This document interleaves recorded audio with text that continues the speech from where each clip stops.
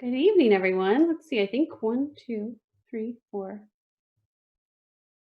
We're missing Brian, but it is 7 o'clock. So let's get started. Bang the gavel to start the meeting. Welcome, everybody. It looks like we still have about 23 people as attendees tonight, which is great. We love that public participation is up so high lately, especially during this time. Hey, Greg, can you hear me? COVID. Yeah, we can hear you, Dave. Yes. And there's Brian. Okay, so let's just review the agenda. We'll have public comment, and I believe we have just a few this evening. Looks like 4. After public comment, we'll move into board comments, superintendent comments, take a look at our consent agenda, and then we've got quite a bit of new business tonight. We've got the communicable disease plan, our discussion around possible calendar changes, the plans around reopening, the discussion of the bond, and the forming of the ad hoc committees. So it's a busy night, but I'm excited you're all here. So let's go ahead and get started with our public comments.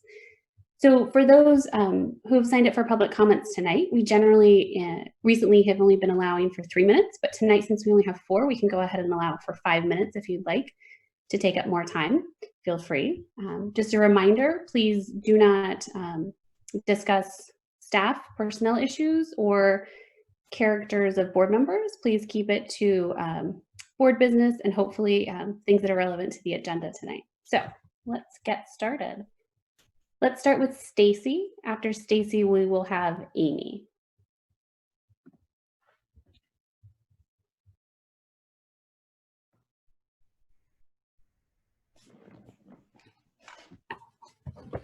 Hi, Stacy. Hi there. Go ahead whenever you're ready. Okay. My name is Stacy Gott. I am a school psychologist and have been in the Newberg Public Schools parent for 14 years. I'm speaking to you to talk about racism and its impact on mental health for our students. Study after study has demonstrated the negative outcomes of racism for both physical and mental health for Blacks, Indigenous, and people of color. The reverse is also true, that positive non-discriminatory settings result in positive outcomes. We know that stress, adversity, and trauma can impact concentration and attention, cognitive functioning, memory, and social emotional regulation, in turn resulting in negative outcomes for mental and physical health, learning, and relationships. But in all of our conversations in the school setting around trauma and its impact, little mention is made of trauma related to racism. We tend to think of trauma that happens through interpersonal interactions, such as abuse, neglect, and bullying. But we often put too little emphasis on societal trauma caused by racism embedded in our policies and practices. We must also consider the impact of community, historical, and generational trauma on our students.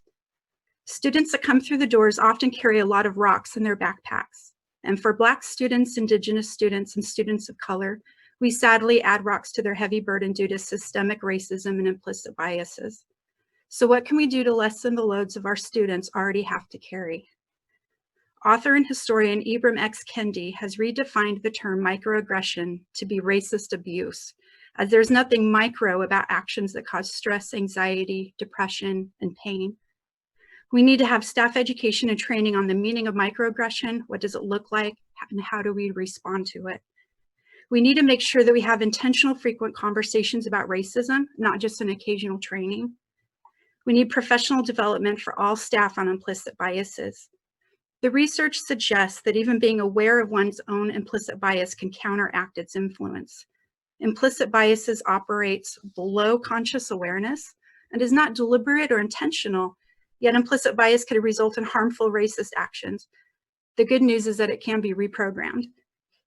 We need regular cultural competency training, intentionality in our hiring practices, and regular reviewing of disproportionality data and policy in regards to discipline, special education, and the gifted and talented programs. We must look at our discipline data and processes and see how restorative justice methods can help improve outcomes. All of these things can help remove some of those rocks our students are carrying in their packs. The anti-racist resolution leads us a step in the right direction, but this will require a concerted effort and introspection, and it asks each one of us to lower our defenses, to hold ourselves accountable for our own learning, actions, and decisions. I encourage the board to consider this statement when creating policies and making decisions. Thank you. Thank you, Stacy. Ron, are you in a position to do the 1 minute, 30-second signs again?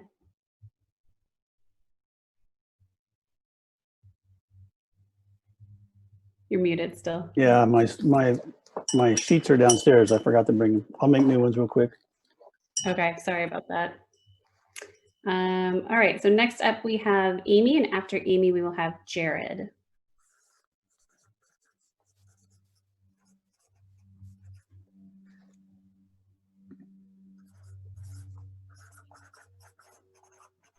Hi, Amy. Thank you.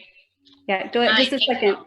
Just 1 second. Let's get the signs ready. Sorry about that. Signs are ready. Signs are ready. Okay, whenever you're ready, go ahead. All right, thank you very much. I'm Amy Stevens, and I'm a parent and community member here in Newberg. I've been a community member for the past 20 years.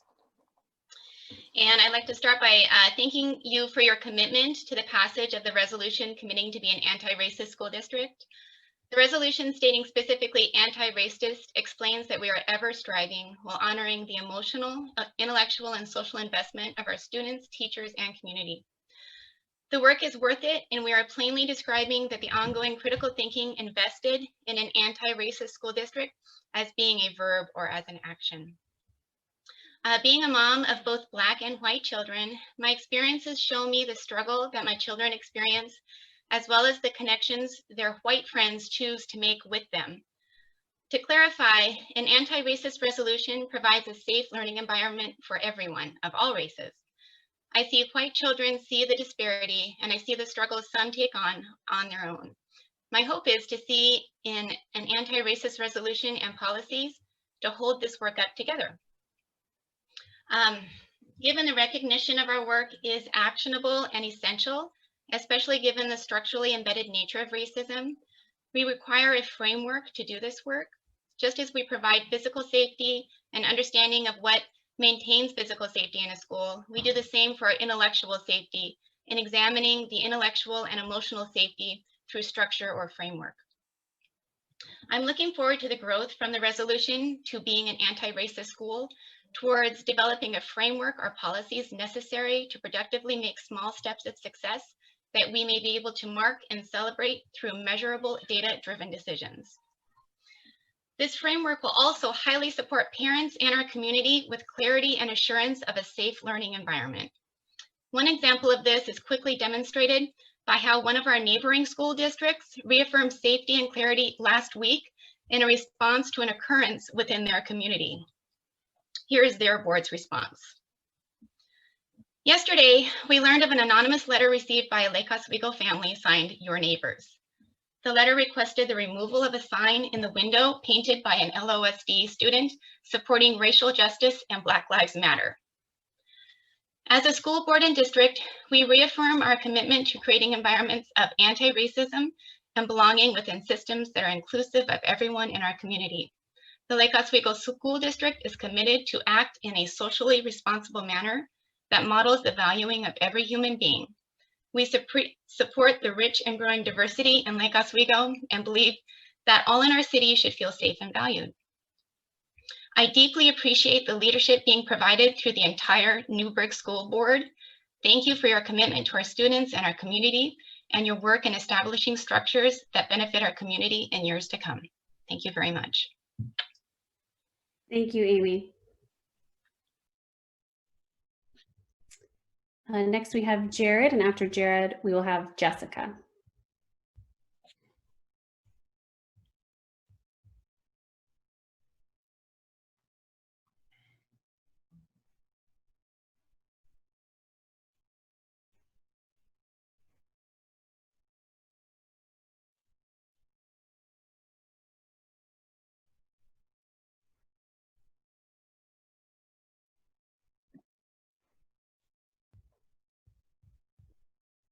Jared, are you there?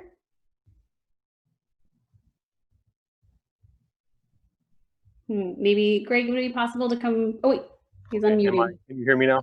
There we go. Perfect. Thank you, Jared. Go Sorry ahead. about that. Thank you for giving me some time this evening. My name is Jared Jones. I'm the father of a 2020 graduate, a rising 10th grader, and a rising 7th grader. I heard one board member in the previous meeting refer to anti-racism as an ideology.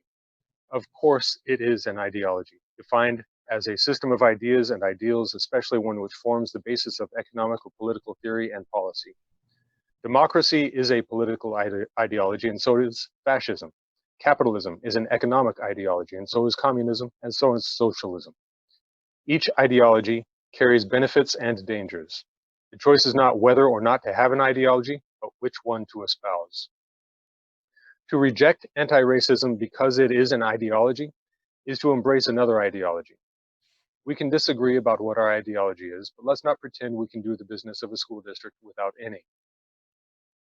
As much as these semantics interest me, I believe that the work of a school board is to do whatever it must to ensure that every student, regardless of background, has a series of excellent and supportive educational experiences that last as long as they are enrolled. They are all our kids, and they all deserve our disciplined, focused efforts to help their minds and bodies grow. For that reason, I am here to urge you, our board members, to move forward on policies that will change the actual experience of students of color in our Newberg schools. It is one thing to affirm that Black Lives Matter or to state an opposition to racism. It is another to seek out parts of our system that cause harm in ways that are often hidden, inadvertent, not the fault of any individual human being, but still happening predictably to students who are not white, English-speaking, cisgendered, straight, and middle class. That takes focus, insight, and intention. That is what the community has elected you to do. Specifically, I am here tonight to ask you to do three things.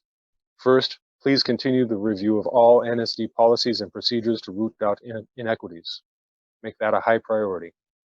Second, please create an ad hoc committee on equity and anti-racism and include students of color among its members. And third, please guide teaching staff to include a complete multicultural curriculum that tells the whole truth about history, literature, and the society that we steward together. Please help us live up to our shared ideology of democracy, the ideology that we, the people, the demos, are best when we actively include every voice. Thank you for your time. Thank you, Jared. Thank you for joining us tonight. Okay, and last we have Jessica.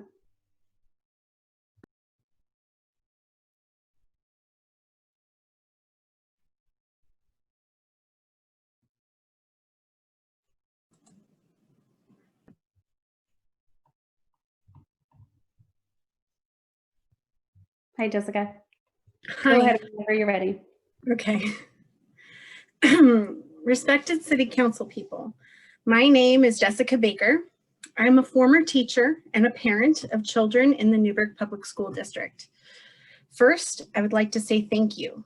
Thank you to those who voted to pass the anti-racism resolution.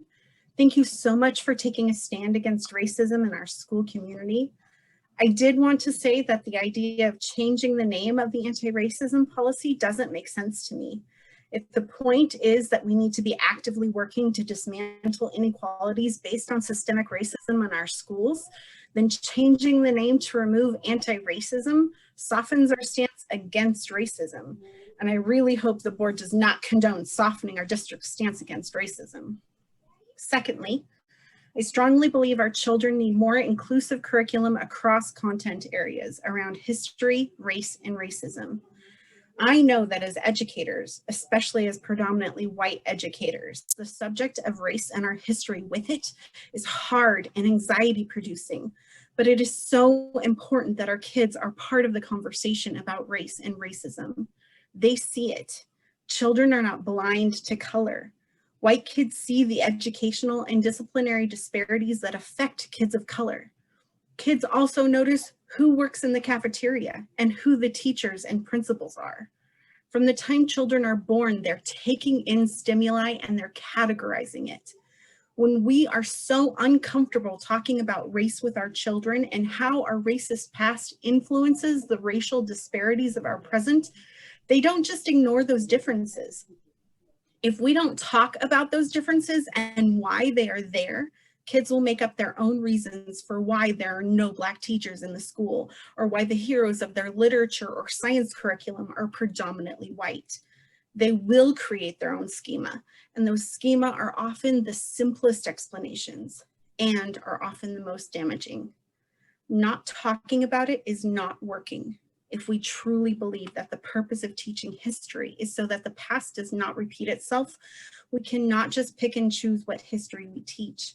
We need to teach all of it across curriculum and start teaching it with the youngest of them. White kids should not be allowed to get out of the conversation because talking about racial disparities is uncomfortable and scary. Kids of color have to deal with that every day. The ability to ignore racism is itself a white privilege. I am currently reading a wonderful book called Raising White Kids, Bringing Up Children in a Racially Unjust America by Jennifer Harvey. I really recommend this book to anyone wondering about how to talk to kids about race and racism. It is well written, accessible, and full of great ideas and starting points. Thank you. Thank you, Jessica, and thank you for the suggestion on the reading as well. Okay, wow, it feels kind of crazy to have a meeting in which we don't have a lot of public comment, so that's a good thing. Okay, let's move on to board comments. I'll go ahead and open it up for any board members who have comments this evening.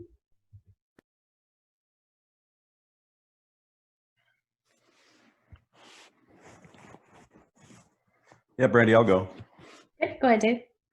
I'll say it every single time we have a board meeting. I appreciate everybody calling in, and everybody has heartfelt things to say.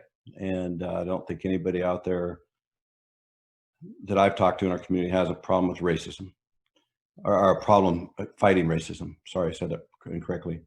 But I do think we have an issue that I'd like to challenge everybody on too, is what I've experienced in the last couple months has been opposite of what I hear in some of these themes about how we should treat other people. And on such a big issue, I think we have a lot to listen to on both sides. I try to listen to everybody that calls in. I try to listen to what you say.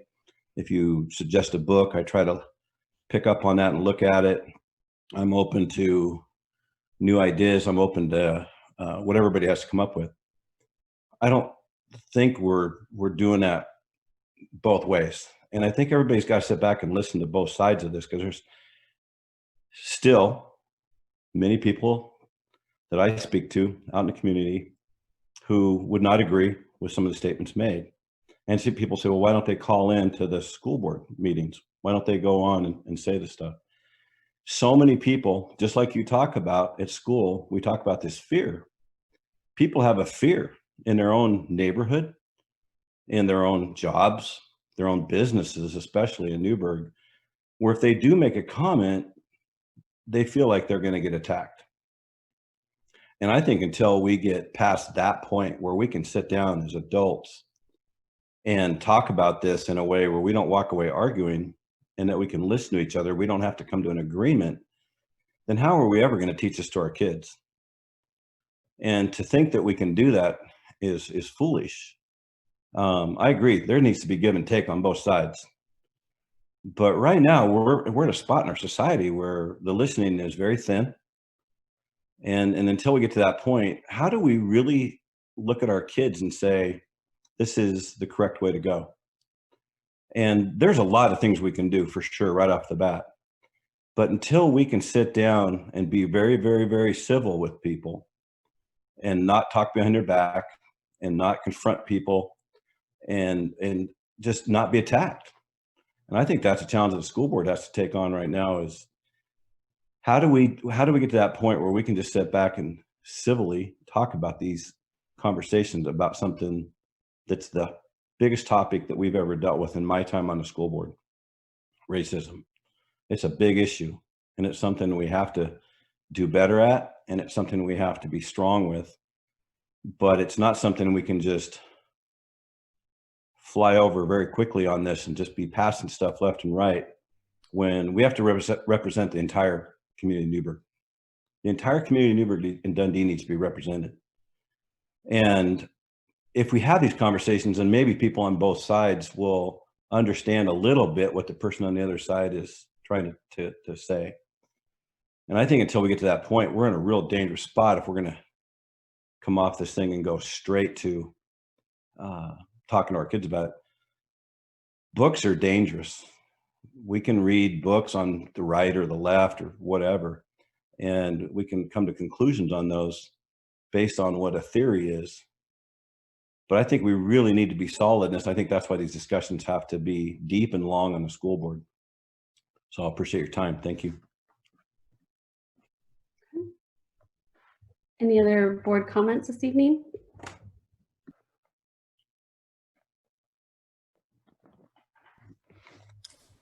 Yeah, I just wanted to say that, I wasn't able to make it to the last meeting, but at the last meeting we discussed, and we'll be discussing more, our reopening plan. And, originally we were going to go to a hybrid, and now it looks like things have changed yet again. And following COVID-19, we're going to go to the total distance learning to begin with.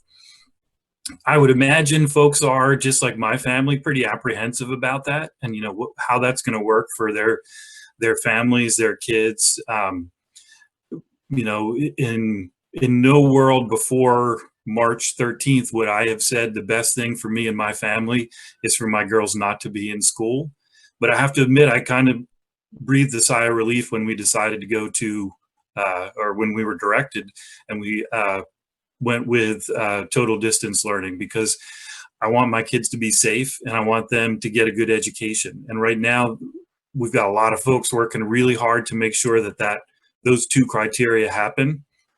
And I just want to thank the teachers, administrators that are working on that, and also say that I understand the apprehensions that folks have. This is going to be a big impact on, my having to take time off of work to help care for my kids. It's going to be a big impact on, my girls' social development. The biggest question my family has is probably similar to a lot of folks, is what are extracurricular activities going to look like? What are the electives going to look like? Because those are often the things that hook families in, hook a student in who might not be engaged academically. And it's going to be tough. We're all going to have to work on this and help each other through it. So I just want to thank the folks who are working on it and encourage everybody to help those around you get through this challenging time. Thank you, Bob. Yeah, I agree. I want to thank not just the district staff, but also our building administrators and our teachers and our staff who are working clearly very diligently on trying to not only get a continued distance learning model going that is going to be robust academically, but that also supports our students socially, emotionally. And in reviewing our board packet tonight and seeing the reopening plans for each individual building, you can see how much time and effort has gone into the details of what potentially a hybrid model will look like when we get to that point. And it's just a reminder that there's a lot of people working very hard right now for our kids, and I want to say thank you. Are there any other board comments? Okay, let's move on to superintendent comments. Go ahead, Joe. Thank you, Brandy. Well, you actually, both of you, the last two of you, took the words out of my mouth. I had something very simple for tonight. I do really want to thank all the folks who've been working on these plans. It's interesting when we put plans together and then we switch gears, and some people have mentioned they thought it was, it'll be an easy kind of transition, but we've had to essentially remake plans nearly from scratch. Even though we've been working on some things in parallel, the level of detail is pretty amazing. So I wanted to specifically thank our DO leadership and all the staff here in the building who are working like crazy. Many of them have had only a few days off to try to recharge. Our building administrators have been working all the time in groups and individually and with their teams. And then we've had lots of faculty and lots of staff who have been part of the development of those, reviewing curriculum, doing all those things that happen normally during a school year. So a lot of people have been working very hard this summer. So I just wanted to thank everybody on my team and across the whole district, because I know it's an incredible lift to do this. The changes that we'll talk about here in a little bit, we just got today at 1 p.m. So there are lots of things that we had to make adjustments to from the Department of Ed that came out at 1 in the afternoon, and we had folks get right on it and make those changes so we would have them available. So I apologize for getting them and having a later packet come in, but we want to make sure we had the best information possible. So thank you to all of our staff members across the system who've been really working hard to get this as best we can for opening school. So that's what I have for you. Great, thanks. And I know we'll hear from you quite a bit later on in the agenda. So. Yes, yes.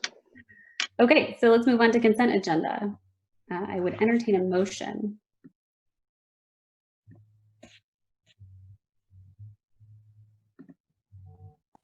I move that we approve the consent agenda as presented. Second. Okay, with a motion and second, is there discussion? Okay, all those in favor, please raise your hand. And all those opposed? Dave, are you abstaining?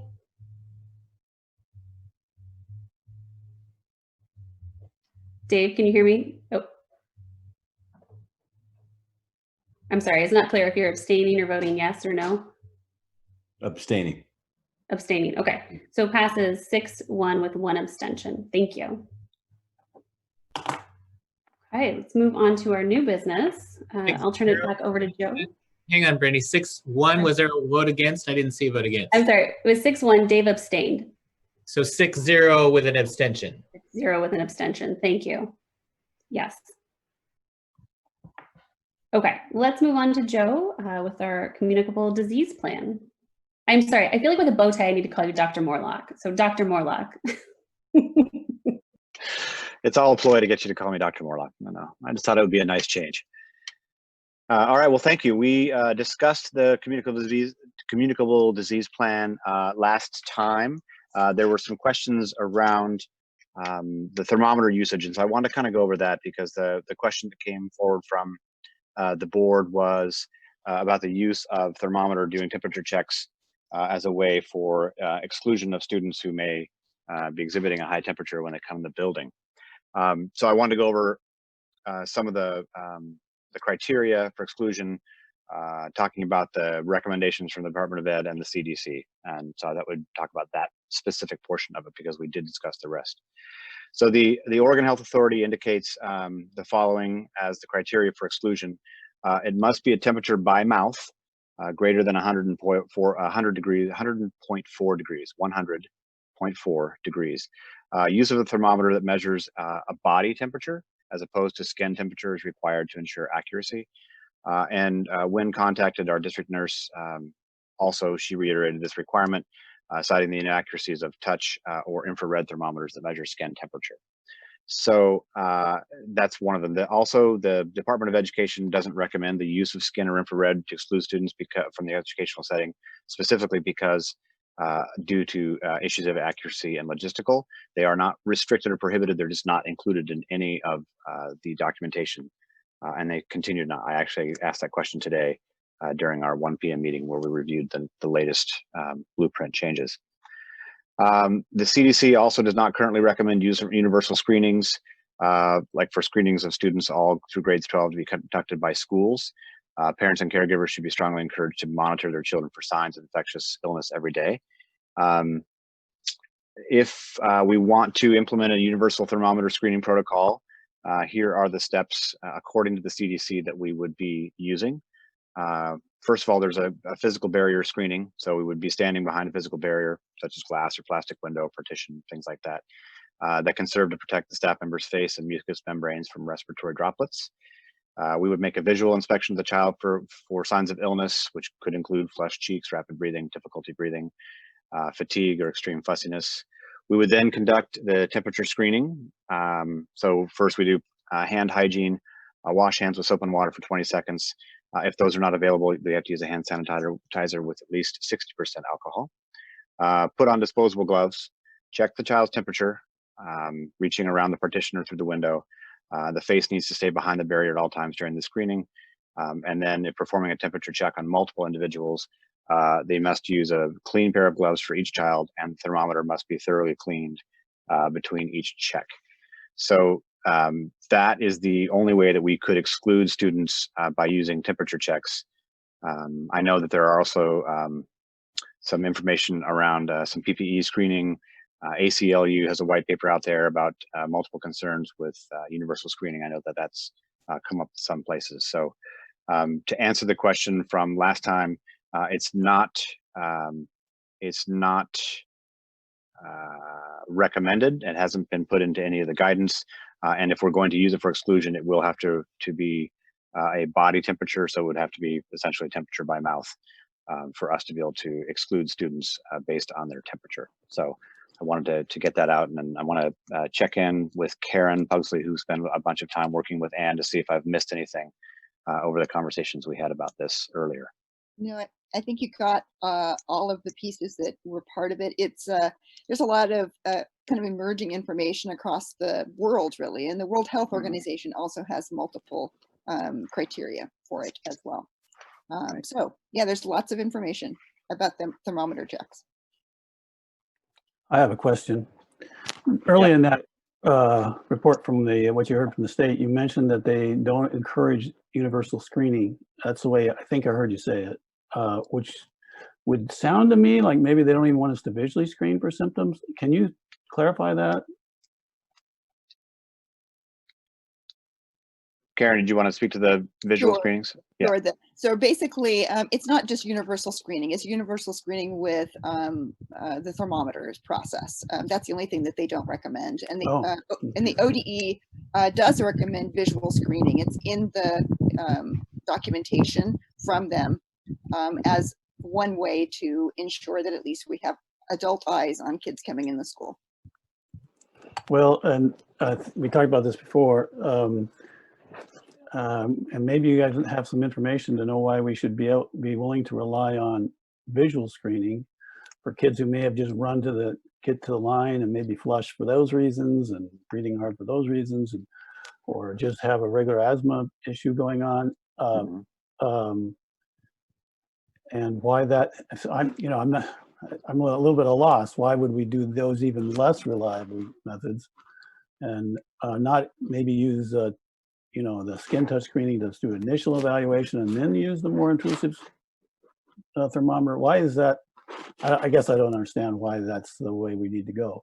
I think it's a valid question, because I think parents are going to have this kind of question as to whether their kids are being properly protected or properly included if they're sent home because they happen to have run to get in line or whatever. Yeah.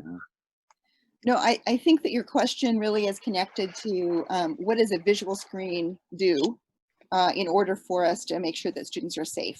And I would say that a visual screen alone would not be appropriate. I think that what that does is it helps us in a quick process to see if there's any kind of a symptom that we can observe, and that we would then have that student go to the sick room into further identification of any kind of possibility of infection.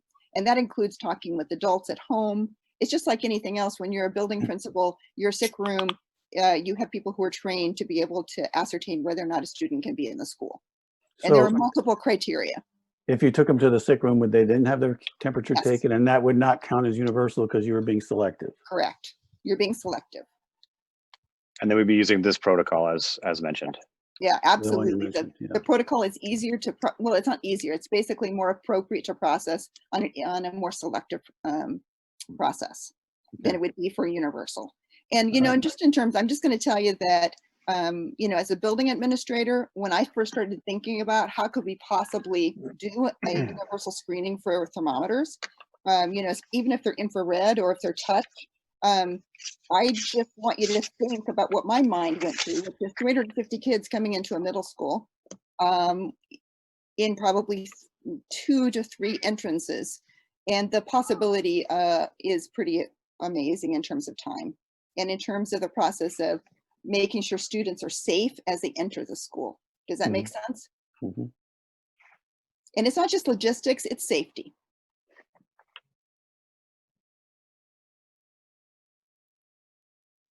Are there any other questions for Karen or Dr. Morlock?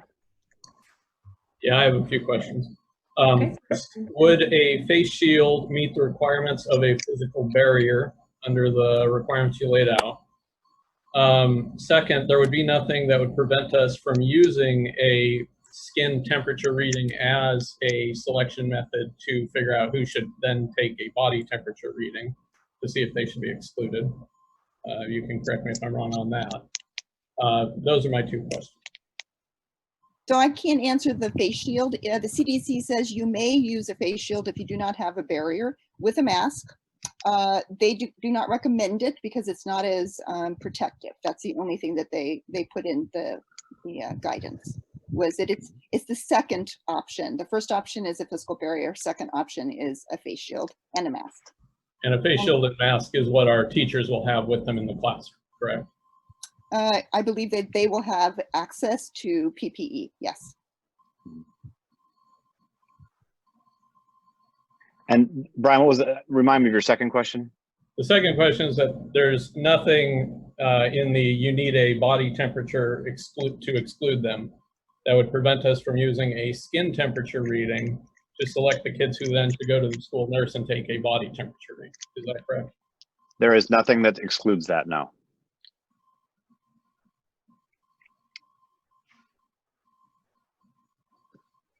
Thank you. Rebecca, you're still muted. There you go.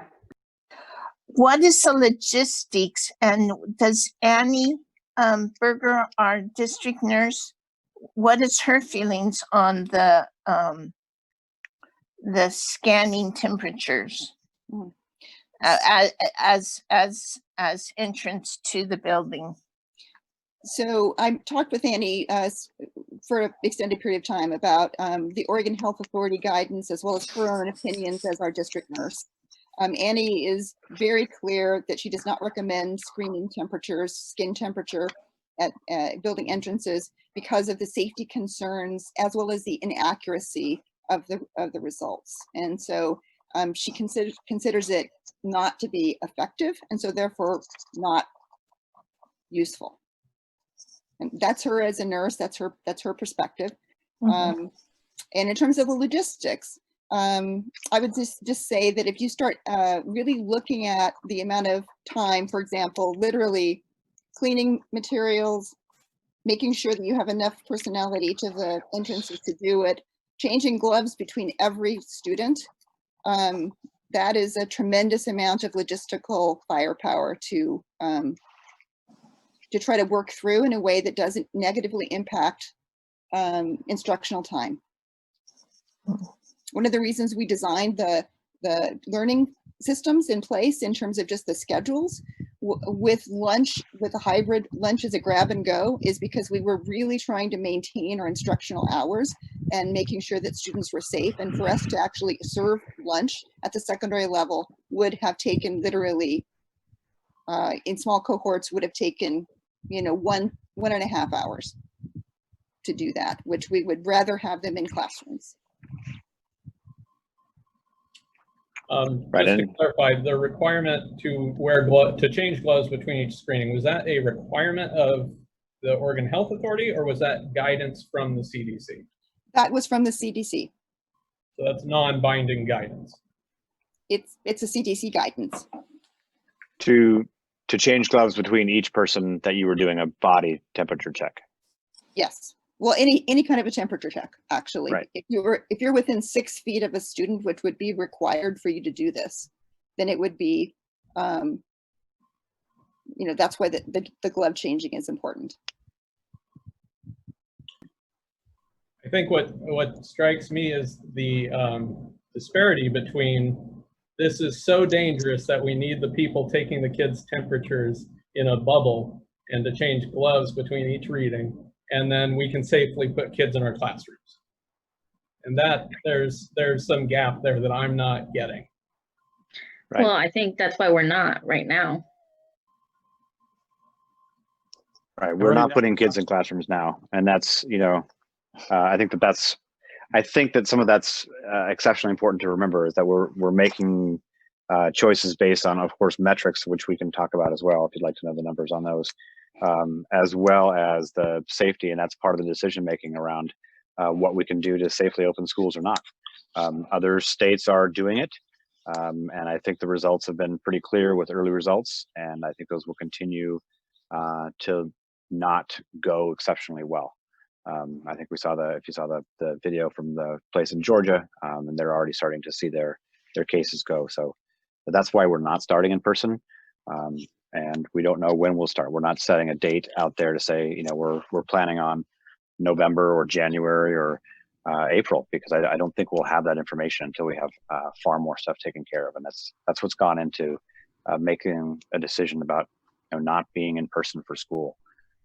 So all of this would be, you know, sometime in the future, but you know, just keeping if I think about just a logistics, an easy one, you know, if we only have 100 kids and they're coming in a door or two, just when one door in one line, 100 kids would be 2 football fields long, 6 feet apart, that we would have to be managing as we brought them in individually. So I think there's a pretty large logistical challenge just in the number of kids. And again, I don't think we'd even be getting to that point because we're not coming back into the building with students in classrooms right now. So I think that's it's a very important thing to remember. That's why we're taking these precautions. We know how hard it is on families. We know how hard it is on teachers. We know how hard it is on kids to not come into school. But we're making a decision to not bring them into school, to not create more harm. And that's why we're doing it this way. Hey, Dr. Joe? Yep. How does that with extracurricular activities, especially athletics and things like that in the fall? We're not going to have kids back in school, so are they going to be not participating at all until we go back to school? Is that kind of the... Can I just interrupt really quick? Sorry. Dave, can you put a pin in that question for our reopening plan conversation? Because I'd like to keep it to the communicable disease plan since we're on that agenda item so that we can continue to move on. But I will answer that question about it because we've got some new things from OSAA, so we'll make sure to cover that. Perfect. Yeah, because it's an important question for sure, Dave. Thank you for bringing it up. Yeah. Yeah. Okay. Any other questions about the communicable disease plan? Yeah, I'm curious why we aren't. I understand the trying to measure everybody's temperature as they come in the building is a logistical challenge. Is there a reason we wouldn't screen kids once they're already in the classroom? I think all the same reasons still apply. The inaccuracy of it, the way we would have to do exclusion would we still be pulling kids out of class to do those things based upon the temperatures. It's not recommended by any of the groups, by OHA, by ODE, by CDC, and frankly the ACLU. But I think it's important that when we look at all of the guidance, that's what we've gotten from everyone. And so I don't see a huge value in doing that and doing it in the classroom. And then if we were doing that, if you had a school full of kids, you know, when would you do them? Would you do them all at the same time? Would you do them earlier in the morning, all day long? Would you start, you know, on one end of the building and, you know, and do your temperature checks across 20 classrooms? Would you have 1 thermometer? Would you have 20 thermometers? I mean, there's just a lot of things kind of wrapped up in that, but frankly, none of the groups are recommending that we do this at all. In fact, they do not recommend universal screenings. And so I think we're trying to follow the guidance as best we can. So I think that's why we're not considering doing it after they get in the building either. Any other questions? This is Rebecca. Having been a school secretary, I know what it's like when kids come to school sick, but it's the parents.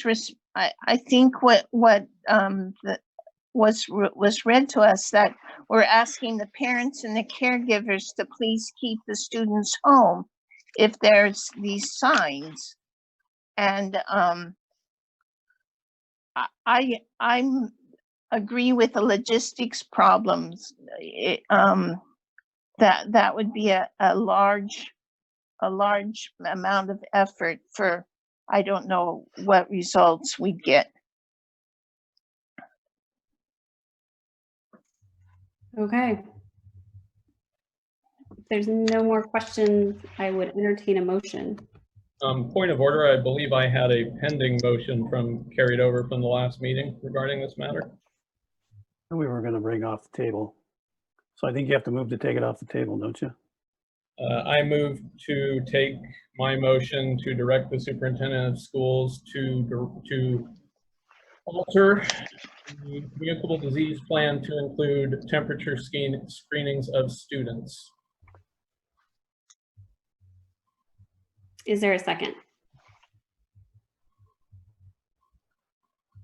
Wait, Brian, can you say that one more time? I'm sorry. I'm trying to get my motion that everyone agreed to table last time off the table so that we can vote on it. So Brian, if we vote to remove this, Brian's previous motion, Dave, then we can move ahead with this motion as his point of order. So he's moved that we take that motion to table it off. Is there a second? No, my motion is to remove it, to take it off the table, which means to bring it up for a vote. Right. Correct. Is there a second? I'll second then. Okay, with a motion and a second. Any discussion? All right, all those in favor, please raise your hand. 2, and all those opposed? And 5. So it fails with 2 yeses and 5 noes. I'll move that we approve the revised communicable disease plan as presented. I'll second. And I will say that I'm going to vote for this motion that I've just made, but I consider it not a closed question because I consider that we might need to revisit this when and if they reopen schools, depending on how confident we feel that things are, settled down so that we don't have to be extra precaution. I realize the logistical problems, but I would think them to be worth it if we thought it was necessary to save even 1 or 2 kids from getting sick. But I'm going to vote for this motion now. Okay, is there further discussion? All those in favor, please raise your hand. And all those opposed? Okay, passes 5-2. Okay, next up we have Greg to discuss potential calendar changes. So whenever you're ready, Greg.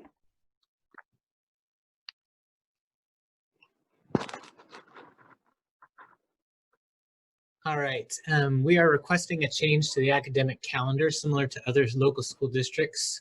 The staff is requesting that the board change the academic calendar for the 2020-2021 school year. Students would begin comprehensive distance learning on September 14th, 2020.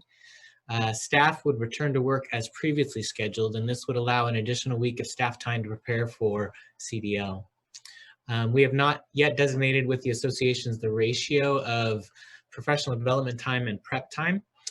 And so the calendar in the packet marks that week with a generic DP for development and prep time that we will figure out with the associations at a later point. The school year will not be extended at this time as we believe we're able to meet instructional hour requirements according to the Oregon Department of Education standards. And so the school year will still end on Thursday, June 17th for students, with the final day for teachers on Friday, June 18th, 2021. We have some additional work to do with the associations that may lead to some additional day changes in the calendar that we would bring to the August 25th board meeting, but we wanted to ask tonight for approval of the start change in order to publicize that to our community. Okay, are there any questions from the board? Greg, I had a question. So I know that you said that the changing of the state would not impact our instructional hours to the state. Is that because our previous calendar was above those hours, or has the state or ODE changed instructional hour requirements during this time? Our approved calendars are above the required amount for instructional hours. So it's partly that, and it is also the daily updates of guidance as to how we count attendance in distance learning and what does that look like. We're seeing with the changes in that and the flexibility that ODE is giving that we don't believe there will be a need to extend the year longer. Thank you. Any other questions? Okay, I would entertain a motion. I'll move that the Newberg School District Board of Directors approve the change to the 2020-2021 academic calendar as presented. I'll second. Okay, the motion and a second. Is there discussion? I want to say a little bit about this. It seems to me that this is likely a great move because we need to have that time to be as prepared as possible. Joe has said it before, and I think most people would agree that we need to, although the work last spring was heroic and people did as well as they could, we need to do better in the long run. And this is going to be a longer term proposition at making that remote learning be as fruitful as possible. And so I'm looking forward to this. I'm also looking forward to maybe having some guidelines or targets developed for us so that we would have a way of knowing that this is going to be success, that we're succeeding at meeting goals as revised by this particular having to adjust to COVID. What kind of goals are we looking for in terms of learning and student growth and so forth, so that we have a way of measuring whether we're succeeding in our efforts. So I hope that's also can be part of this. It's not part of this motion. I just want to make sure that that idea had been raised. Okay, with a motion in a second, all those in favor, please raise your hand. And it passes unanimously. Thank you, Greg, for presenting that. Okay, next up we have our plans for school reopening. So Dr. Morlock, I'm sure this is going to be very informative. Let's go ahead. Yeah. So as I said before, we had been working pretty diligently on creating a hybrid plan for reopening. And some of those, some things changed as far as the metrics go, and of course, in focusing on student safety and staff safety, and then community safety overall. I wanted to start very quickly just with metrics so people understand that we're still looking for a very specific number. And the challenge we have had is that our numbers continue to change. So remember that the case rate per 100,000 is supposed to be 10 or below. And our test positivity rate is supposed to be 5% or below. So we were trending a bit downward on the 5th of July that week, and we have to do this by week. We were at 54 per 100,000. We dropped down to 35 for the next week. The week of the 19th, we went back up a little bit to 39. The week of the 26th, we went up to 74 cases per 100,000. And this week, the latest thing that was just released today, on the week of the 2nd, we were at 95 per 100,000. So we have gone, we're double where we were 4 weeks ago. So we're trending kind of in the wrong direction. Again, remember, we have to have 3 weeks for us to be able to open the proper numbers. And so we still have a lot of work to do. We know that there's still community spread, and we're still encouraging everyone to wear your masks and be as diligent as possible. So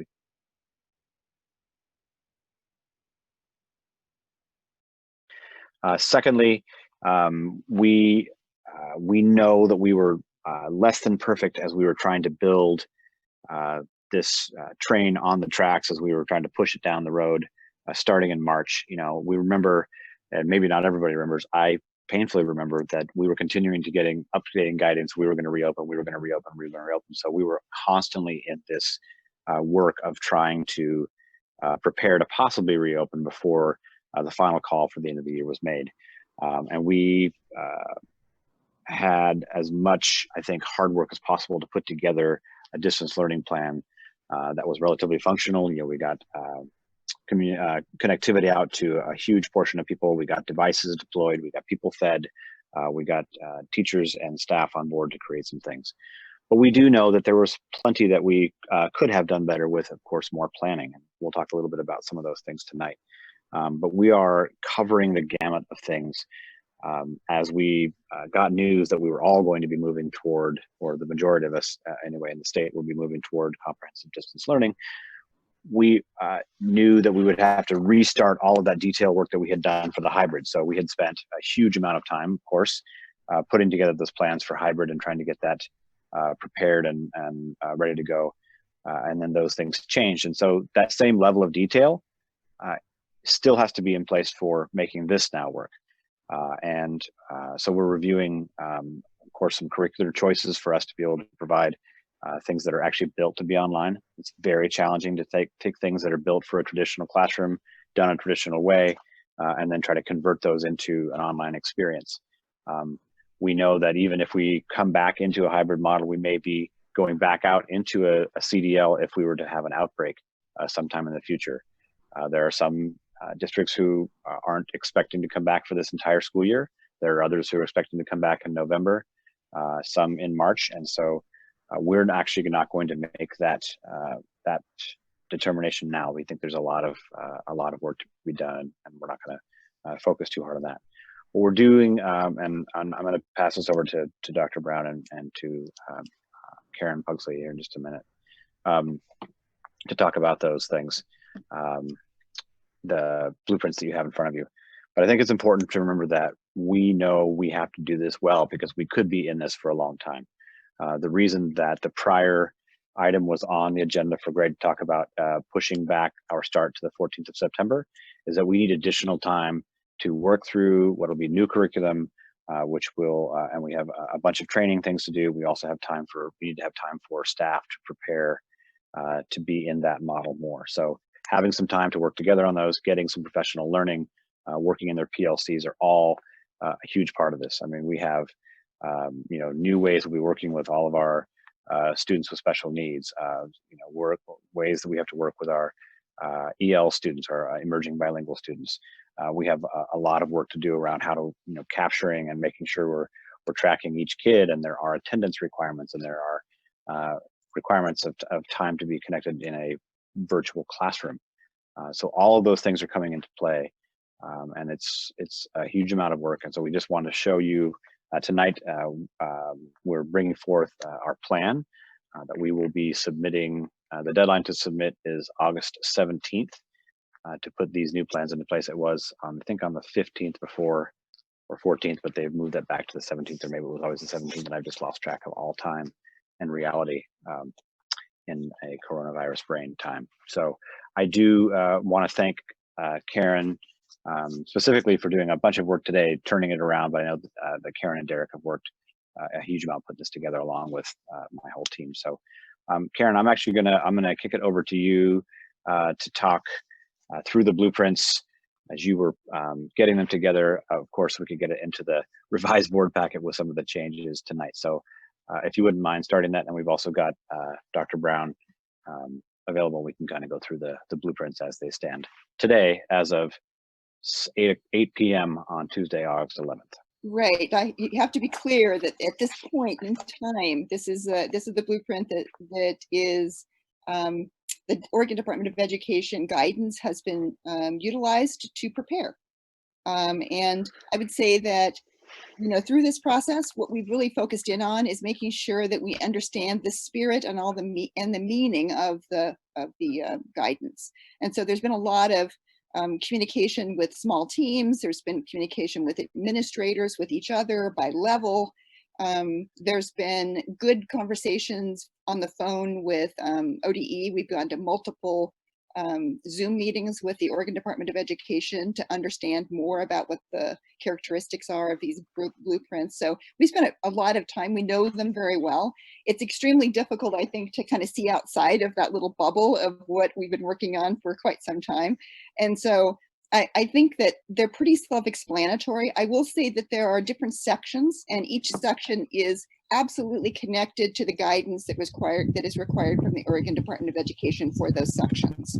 When you see very specifics about school schedules, that's where our administrators stepped in with their teams to create those. When we're talking about large health protocols, that's coming directly from the Oregon Department of Education and the Oregon Health Authority. And so we don't have a lot of flexibility in that, right?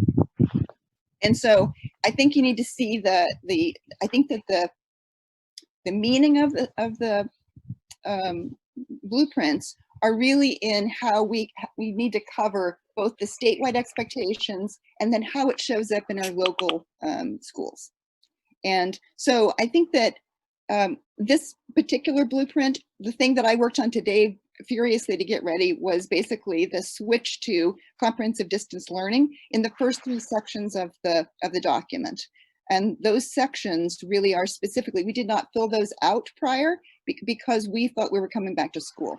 And so what we did then, from then today, I basically went through the new guidance that was just released and make sure that I updated those sections to really clarify what would it look like if we were, what is it going to look like when we're back in school and we have comprehensive distance learning as our focus. And you're going to see one section that has, it's section 2 of that comprehensive distance learning explanation, has all the requirements by the Oregon Department of Education in little boxed pieces. So you'll see everything that we agree to so that we are going to be in compliance with their guidance. As you go through the document, you're going to see very clearly how we're going to report to the Oregon Health Authority, how we're going to make sure that we're following the distance requirements, proximity, the hand washing, how we're going to handle lunch, how we're going to handle getting kids on a bus, how we're going to handle cohorting of just smaller units. One of the things that our principals have been working really hard on is that they went into every single classroom in the district and measured it to make sure that we could meet the requirements for distance in classrooms, because classrooms are not uniform across our district. Certain schools have larger classrooms, other schools have smaller classrooms. And so we use those measurements to make sure that we were actually hitting the required distance by the Oregon Department of Education. So you're going to see that very specific piece as well, the number of students that we can have in a classroom. In terms of secondary, I think we're up between 15 to 18 students per cohort, and I think it's a little bit smaller in elementary, but still 13 to 15 kids. As you go through the entire process also, and it's a fairly large document. We know it well because it's very large and we have many, many pages. But I think you just need to know, I don't want to go through all of those details. I think it's really important to have questions about any details that really catch your attention.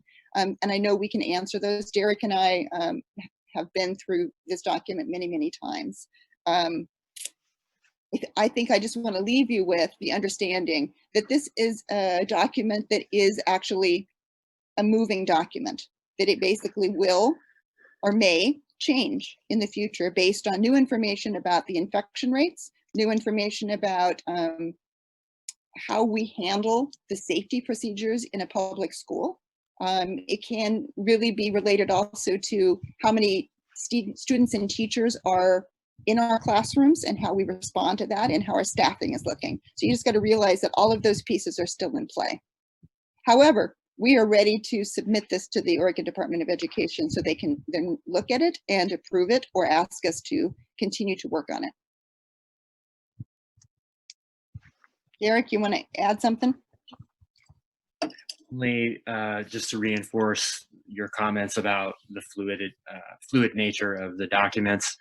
And I also think that making the shift from opening in hybrid to a comprehensive distance learning model actually gives us more time to continue to refine our thinking about the hybrid model, which is where we'd spent most of our spring and summertime thinking. So with the comprehensive distance learning model, we've made the adjustments that we need to, and we're still putting some pieces in place to make all of that happen. But this will give us some additional time to continue to think through what that hybrid model looks like, and we will watch metrics and hope that we can get to that as soon as possible. And it's also, we'll be putting together some presentations for next week for the community, because I know there are a lot of questions around the difference between comprehensive distance learning and our COA program. So we are working on those currently, putting together some presentations, and then we will do those some live sessions with our building administrators to talk through the differences between what a comprehensive distance learning program is in contrast to the Chehalem Online Academy. So I just wanted to alert folks to that, and we'll get communication out soon about times and dates. Actually, I think we put those out, Greg, if I'm not mistaken. Did that go? Yes, that went out today. Tuesday, 6 p.m. for elementary, 7 for secondary, and board members should have also received a copy of that communication. Okay. So just highlighting for those, go ahead. One of the things I really want to also really identify is that when we were doing this work, it wasn't just a few people, it was lots of people who were doing the work. But I was really struck by the amount of concern and care that was taken as we went through these pieces of necessary components of a plan. The folks who were working on it, I never heard anything but care and concern about our students and our staff, and making sure that we did everything in our power to make sure that there was safe reentry, and going above even recommendations if we needed to do that in order for us to make sure that our students were safe and our faculty were safe as well. And I think that that's something that really struck me from the work, as well as every single conversation that I was part of in the small teams, but also when we got together at the district level. Educational equity was at the forefront of all of our thinking as we worked through these plans, making sure we would do anything possible to make sure that discrepancies in learning opportunities were not fostered through the work that we were doing. We wanted to make sure that students have an equal opportunity to access meaningful education, no matter what the model. I think that that's really important to hear that from us. I had a question about COA, and if we have what our numbers are looking like at this point as far as folks migrating over to COA. I would imagine it's going to be higher than it's been in the past, and just wanted to know what impact, what adjustments you're going to need to make for staffing on that to make sure that's fully covered, and any budget impacts that might cause us. Sure, that's a great question. Again, part of the reason that we're going to be working, putting out more information about the difference between CDL and COA is that I think that there's still some trepidation about us coming back into a hybrid model. So I think some of that's happened early.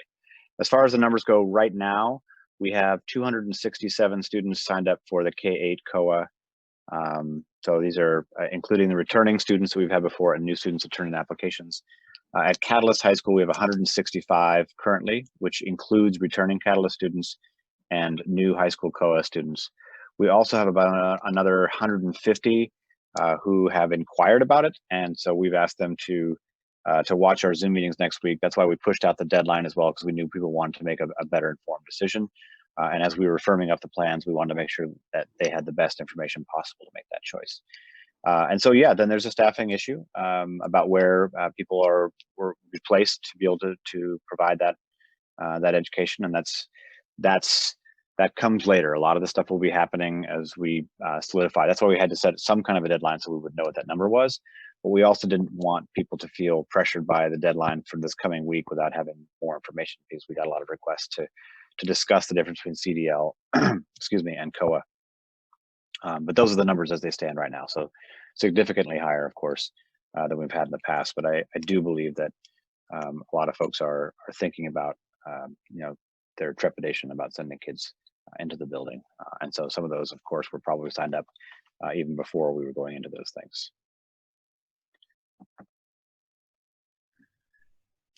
I had a quick question, and it's more of a point of clarification. One of the things I kept kind of seeing popping up was it said updated outbreak response protocol is forthcoming. And I'm assuming that's because things are changing so quickly and guidelines are changing so quickly, but that is something that was a theme throughout all the reopening plans. And I'm wondering if you could just, am I on the right page with that, or am I off? Yes, you're absolutely on the right page with that, which is basically making sure people know when they're reading the document that updates are going to affect some of the details. It looks like Dave is off the meeting, but the question came up earlier about athletics and extracurricular stuff. And just to clarify, I feel like my understanding was that OSAA has postponed all that until the spring, that they're not planning to have any fall sports. Is that correct? That is correct. And let me pull up those dates so we just have them. I'll make sure I get the right document for that. So they have decided to keep all 3 seasons, but they're moving them quite a bit back. into other parts of the year. So they're going to be doing it after that, and I'll talk about those in a second. But they're also allowing some training and conditioning depending upon the kind of sport. So schools that are participating in distance learning can only allow their school sports team to participate in training, conditioning and competition for outdoor non-contact and or minimal or medium contact sports.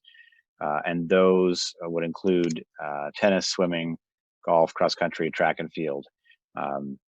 And then some minimal and medium contact sports. They're including softball, baseball, soccer, volleyball, women's lacrosse, and flag football. They are only allowing training and conditioning for outdoor full contact sports. That's during this fall season. Full contact sports are included are football, rugby, wrestling, cheerleading, basketball, hockey, dance, water polo, and men's lacrosse. And then training and conditioning for all indoor sports. There are other kind of requirements that have come out from them, but essentially they're allowing some training and conditioning, which they've not traditionally allowed for coaches to be involved with in the past. So they have they've kind of moved those so we're able to do those things. And I want to give you the dates as well.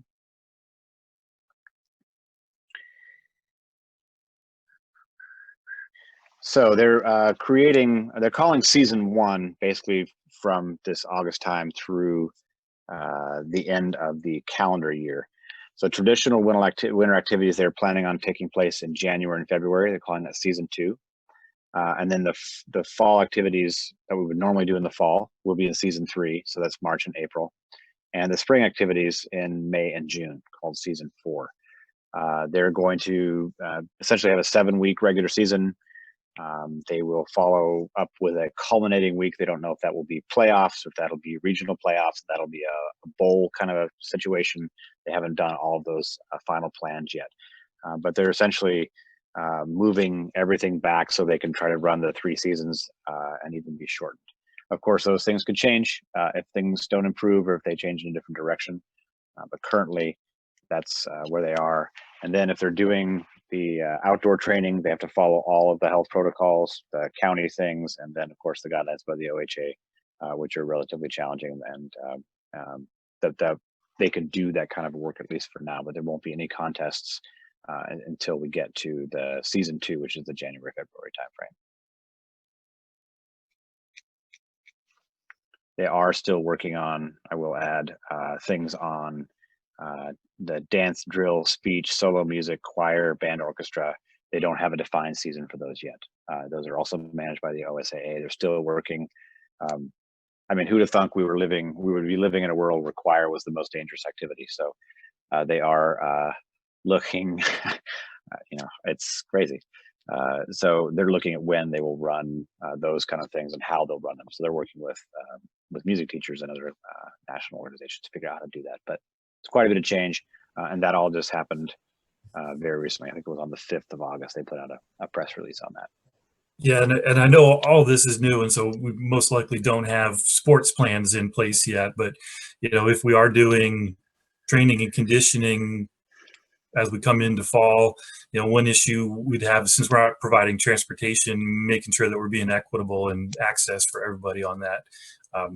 I know that's to come, and that's just kind of my 2 cents as you're working on that.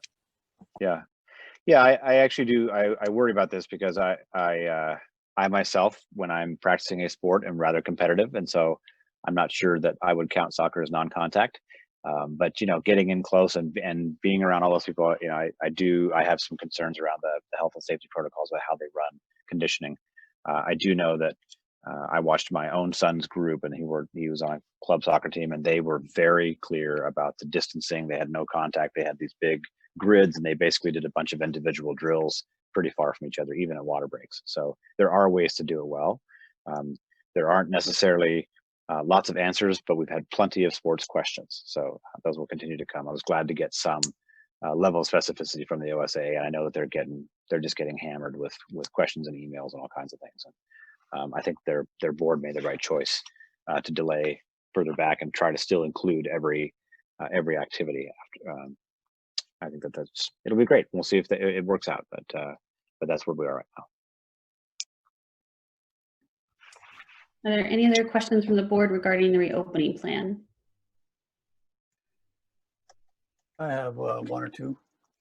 The plan's kind of impressive. All these little boxes with all the things that look like promises of what we're going to do. They don't actually say how we're going to do them in those boxes, but they say that we're going to have, you know, everything from orientations to summative and formative and summative assessments and progress reports, and both on achievement and at least for parents and maybe others on whether they're attending. I don't know how we define that, but all that's very good. I like to see that. How far have we gotten? I mean, there are hundreds of promises if you count the repeated promises from school to school. How far have we gotten to fleshing out how we're going to keep all those promises?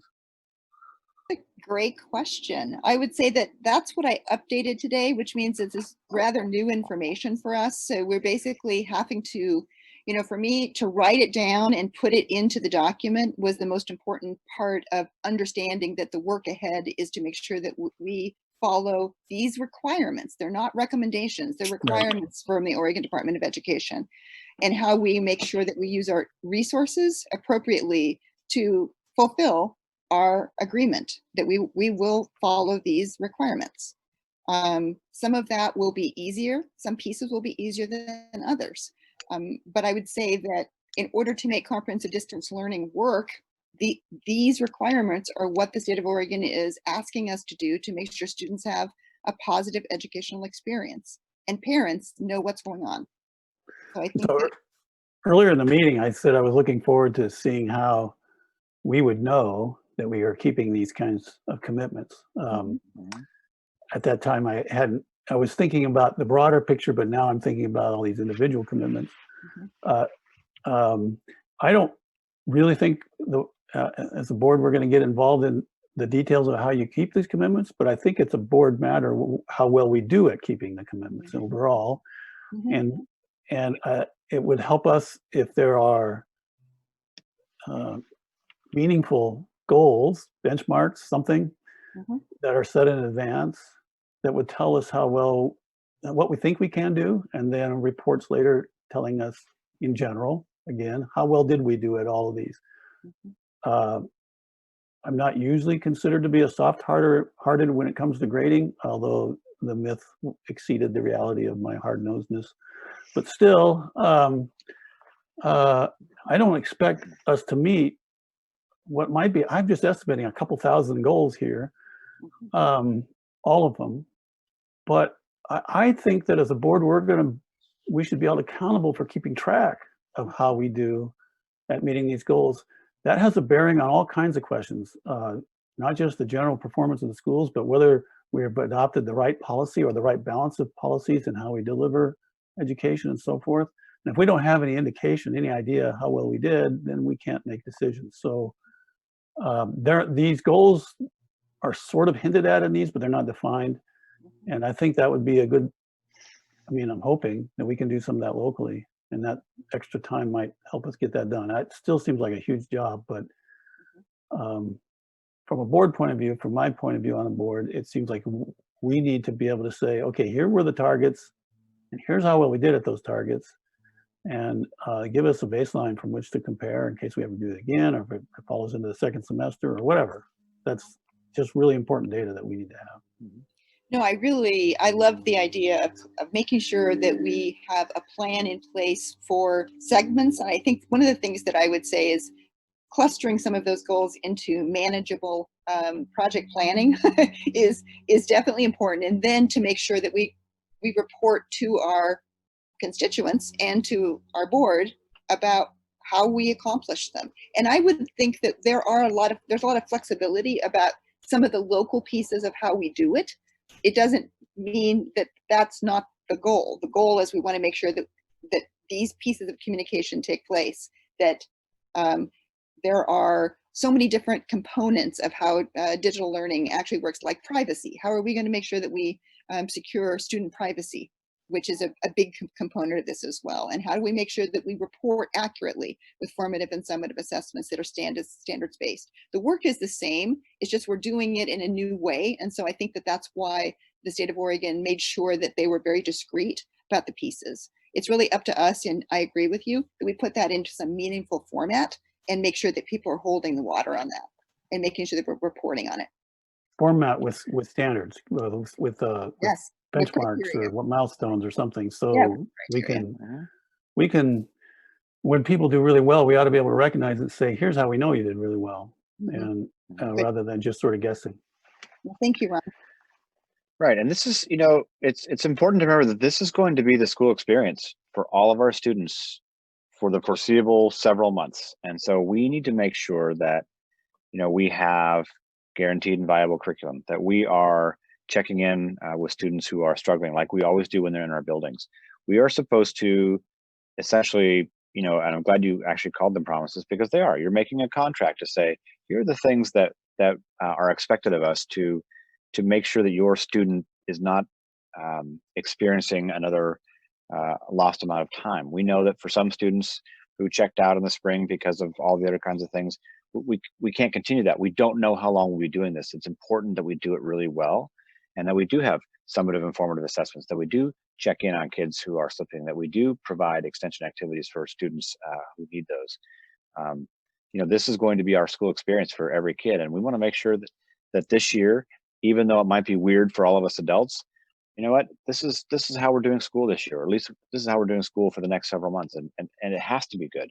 And that's what I said earlier, just that there is just as many details in this plan that we have to develop as we were working on for the hybrid plan. Anybody who thinks that this is an easy cop-out is kidding themselves. This is a huge lift for our staff, and it's a huge lift for families, and we're not taking any of it lightly. So I'm glad you brought that up, Ron, because it is important for people to know that, this comprehensive distance learning, we have a lot of work to do to make it right. And we also have to continue to help kids progress through school. And this is going to be one of their years. And so it's important that we do it well, because, the ramifications later on of us doing a poor job, will be with us for a while. So it's a big deal for us. I don't know if this is appropriate now or not, but this is just a thought and a concern that I've heard from families is, if families need to work, the older kids become the caregiver. How are we going to ensure that as these older kids, our high schoolers, I'm guessing, or middle schoolers, are helping our elementary kids going through school at a comprehensive distance learning, that they're not also missing their education? I know we've talked about the support and encouraging and reaching out, but I know that if I was in school during this time, I would be in charge of my siblings, and my schooling would not be the priority. So how would we deal with that? Yeah, that's a great question. And one of the things that we have been talking about or looking at shifted times. Are there opportunities for us to look at synchronous learning, where we actually connect and we have people in, like we're doing currently, like in this meeting? Is there an opportunity for us to do that? I mean, it's complicated because you only have so many folks doing the work, right? But do we record sessions so they can catch up on them, like you can do in a Khan Academy situation? Do we have folks who work a shifted schedule and are able to be that resource for people to connect with? There are a lot of those, and we found out, actually, I had a conversation with Brian Wood, and he was talking about a student who did very well in summer school and did terribly in the distance learning in the spring. And it turns out that was his exact situation, where that he's taking care of his siblings, but because we had some evening sessions for our summer school, the migrant summer school this year, he did exceptionally well, because he now could focus on his things, because he was done, because parents were home from working. And so we have a lot of work to do around that, but those are some of the things that we're trying to look at. How do we possibly shift time for the kinds of classes that need that more support? We are hiring specifically a bilingual technology support person required bilingual in English and Spanish, because we know we'll have lots and lots of questions. And we know that that'll be important for us because we already are pretty stretched thinly, and having someone who can also be that resource support for families when they call and I need to know how to connect the kid, or I need to know how to get into this thing, or I'm stuck on that. We want to make sure that we provide all those supports. So we've actually posted, and we'll be doing some interviews here coming up shortly for a bilingual technology support person as part of our overall planning.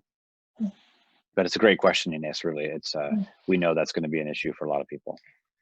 Yeah, well, and in looking at, we're constantly analyzing the data and the achievement gap, and we see which kids are most impacted or left behind. So this is a perfect opportunity for those kids to really fall through the cracks completely. Yeah. And I want to make sure that we keep that on our radar and not forget that. Right.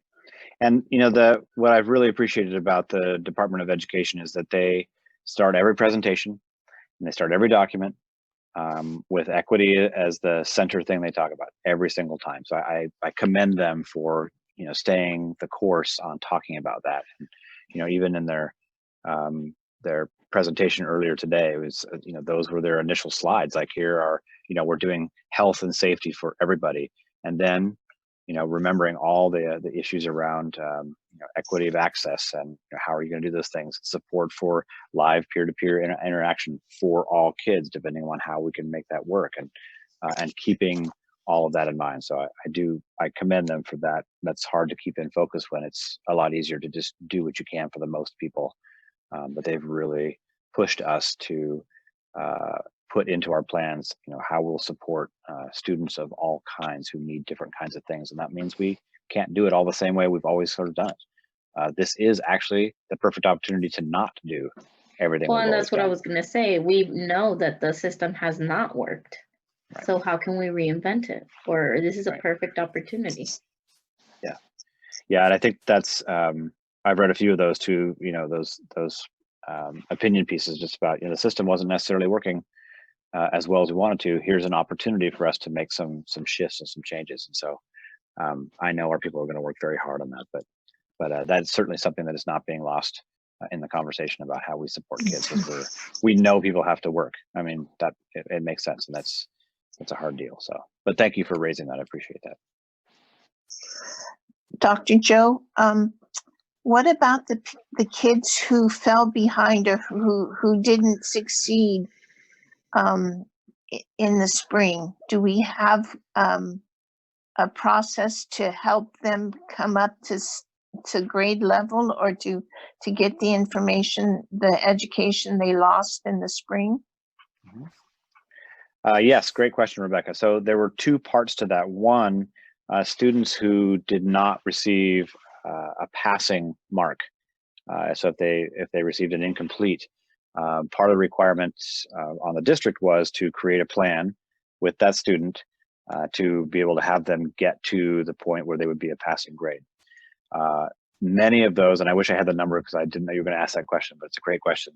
Many of them worked during the summer as part of our summer school to catch up on some of those credits and to make those gains.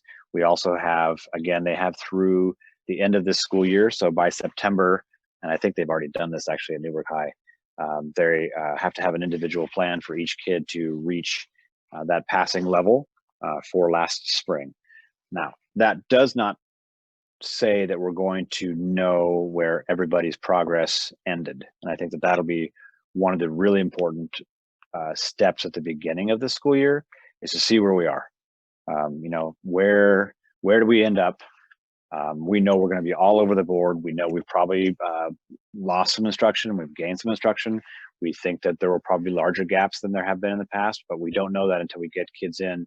Back to Ron's question about formative and summative assessments, we need to know where students are on the standards. And so we'll do, some of that is just assessing where we are, and then we'll be learning about that in our professional development too. So let's figure out what we have to do to adjust to make up for lost time.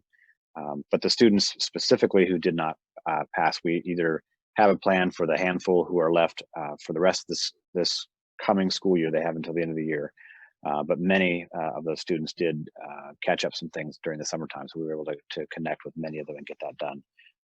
The high school got right on that as soon as that guidance was put out, and made plans and connected with kids. So a lot of that got done early summer.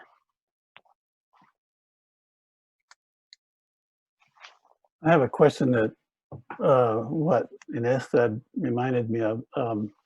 I've heard of at least one or maybe two cases where parents have sort of kind of banded together and they're going to help each other monitor their kids while they're at home.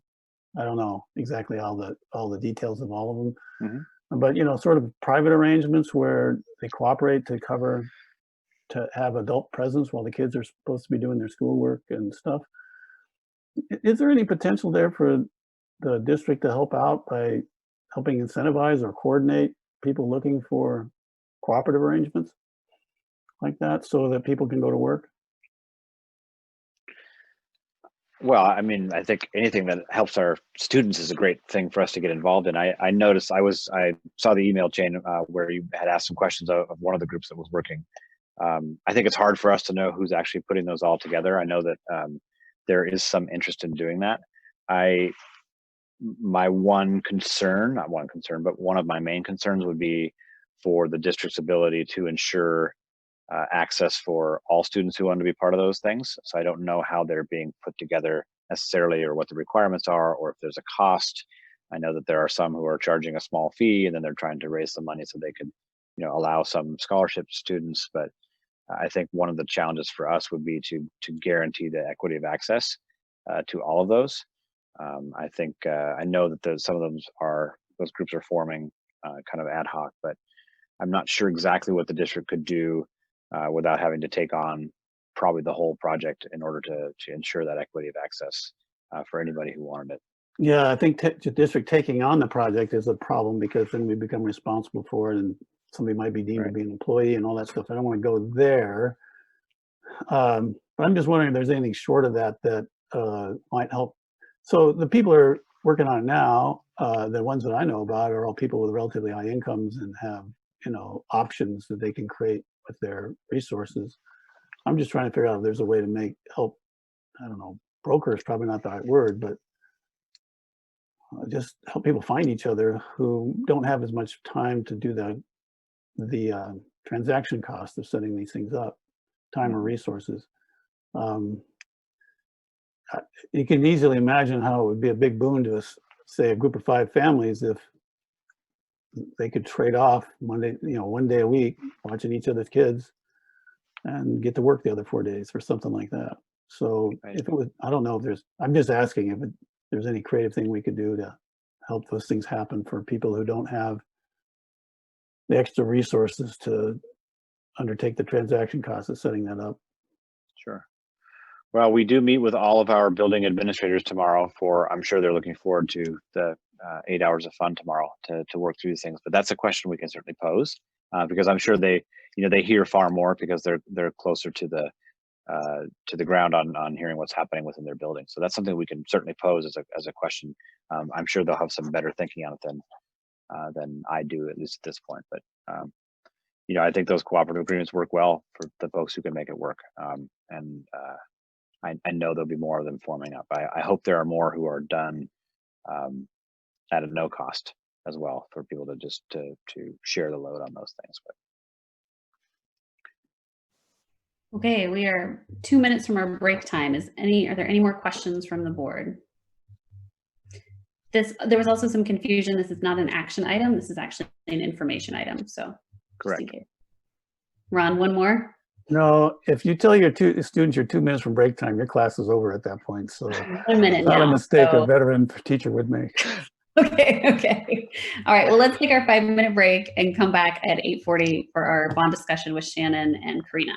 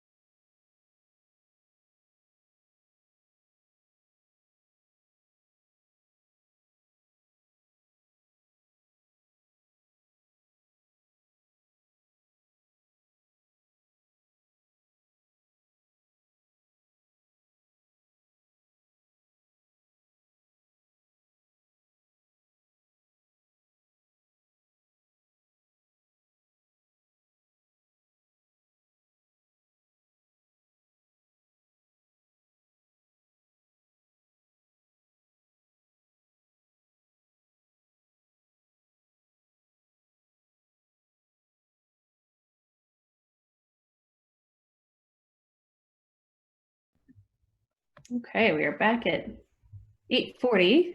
Let's give Karina, there she is. Let's see if Joe hops on. There he is.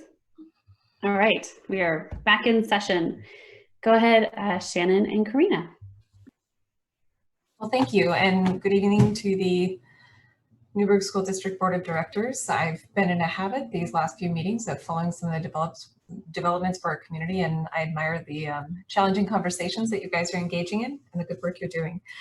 So with that being said, I have the tremendous honor of representing our construction bond committee, which was to remind you, this is a very diverse committee formed of community members, parents, teachers, administrators, former students, community partners. So we really tried to gather every perspective in this process. And I am aware both of the briefing that you had in your board packet, so hopefully you had time to prepare for that. And then I was also present for the presentation last board meeting from Karina and Jeremy on what the proposed bond package was, what the polling results are. So you've had 2 weeks now to think about that.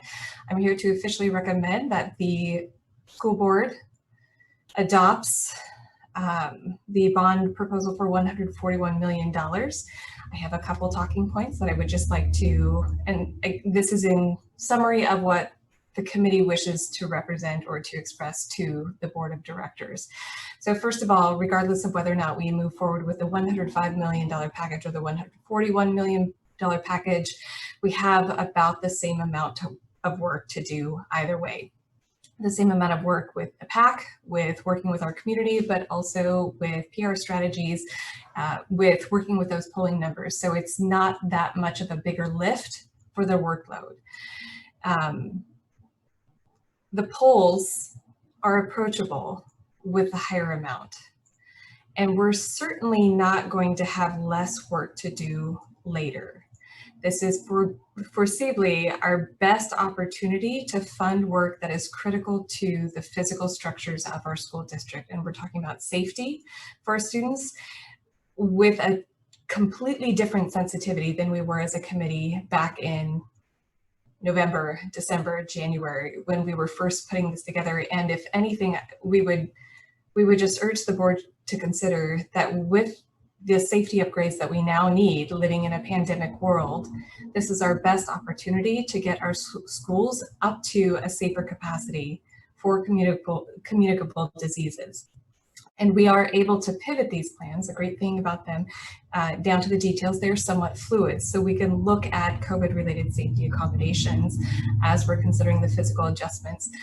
Pursuing the larger bond allows us to do more of that work for every school in the district. If we start cutting the budget, then we may not have the same opportunities across the board for all of the adjustments that we desperately need to make.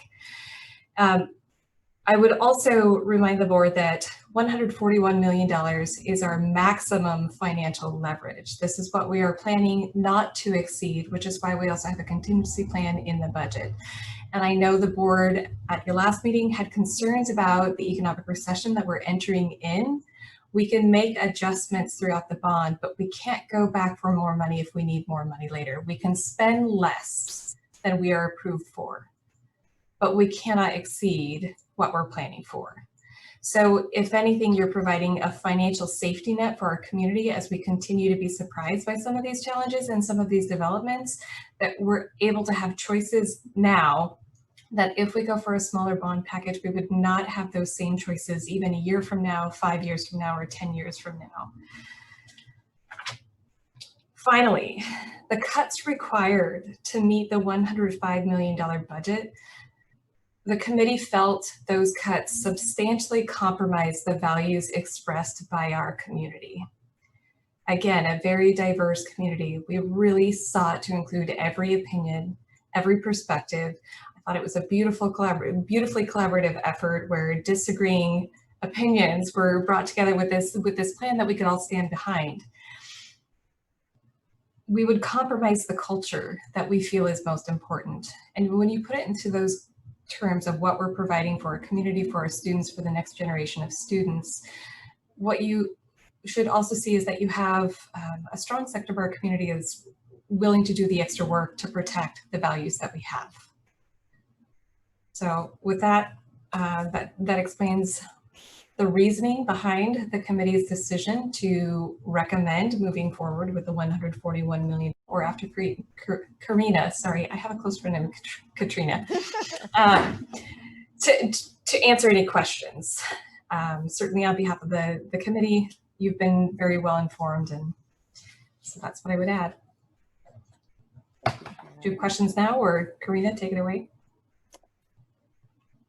I'll go ahead and ensure that if they have questions, I was just going to share the bond package that I believe is in your board packet, has been in your board packet for a week, but for those watching online, talk through the projects that we had. I know there were questions last time around potential COVID benefits of any of the projects and the work that we've done to try and identify the aspects of those projects that can be used to look at both the sort of current pandemic world, but then also the post-pandemic world that we will eventually find ourselves. So unless you have any questions for me or for Shannon prior to me going through this, I was just hoping to spend a few minutes kind of walking through this quickly with you. Okay, I'm seeing Brandy's head go up and down, so I'll do that. As you well know, we have a total bond package of 141 million. That was the idea, was to try and present the recommendation of the board of the bond development committee. Of that, about $17 million is for an expansion of Edwards and modernization. So that would allow us to not only increase the school's capacity, but then also create extended learning areas that could provide additional space to meet some of those social distancing requirements. Likewise, in the design of a new elementary to replace Dundee, while it doesn't necessarily increase capacity because it's still 350 students in the initial plan, it does provide for additional space to meet social distancing requirements and also allows us to incorporate all of the HVAC, filtration, locations of health offices, things that we are now thinking about as an architecture profession and as engineers would be beneficial in our post-pandemic world. The safety and security upgrades district-wide, again, while these in almost all cases include kind of a remodel of the admin to ensure that it's closest to the front entry and that you're able to kind of reconfigure those to provide for safe and secure access to vestibules. It also gives us an opportunity to provide options for creating places for health screening, and then also isolation if that should become necessary within the school environment. The covered play areas, I think this is one that the committee went back and forth on, quite frankly. Many times there was conversation about the value of that. In our last meeting, I think people were happy that we kept them in because if anything, we're seeing now relative to the CDC and OHA recommendations is that open air environments reduce transmission rates of the virus. And so having extra space at the middle schools and the elementary schools to provide for learning opportunities under shelter would be advantageous. CTE STEM improvements at the high school, including the greenhouse. We could also say that, again, as you're reconfiguring those spaces, we'll have an opportunity to look at mechanical systems filtration. I think that really is true. That would be a lens that we use as we start to think about the improvements for all of these, because you have to, as you're dealing with whether it's science classrooms, STEM classrooms, you're going to be dealing with ventilation, and so being able to incorporate those best practices in that would be important. The maintenance improvements, again, recognizing that there is a lot of work to be done relative to deferred maintenance. We have begun discussions in pretty deep detail with your maintenance folks to talk about and engineers that we know and work with that are starting to do this work across Oregon to really start to think about what are ways that we can increase air exchange rates. The more air exchanges per hour you have, the higher the filtration is. and then also looking at ways that you can do enhanced filtration as part of that. So that will be the main focus of that. And this was also an area where there was discussion about potentially taking some of the Awesome Grant funds and ensuring that they are dedicated kind of to additional COVID related responses. So Catalyst, while again, the funds that we're talking about aren't necessarily in direct relation, in this case, to funding online education, you will see that below in sort of some of the tech money. What it does do is allows us to address potential increased enrollment in alternative programs that people are now starting to see, hey, this might work for me, whether it's your online academy or whether it's Catalyst.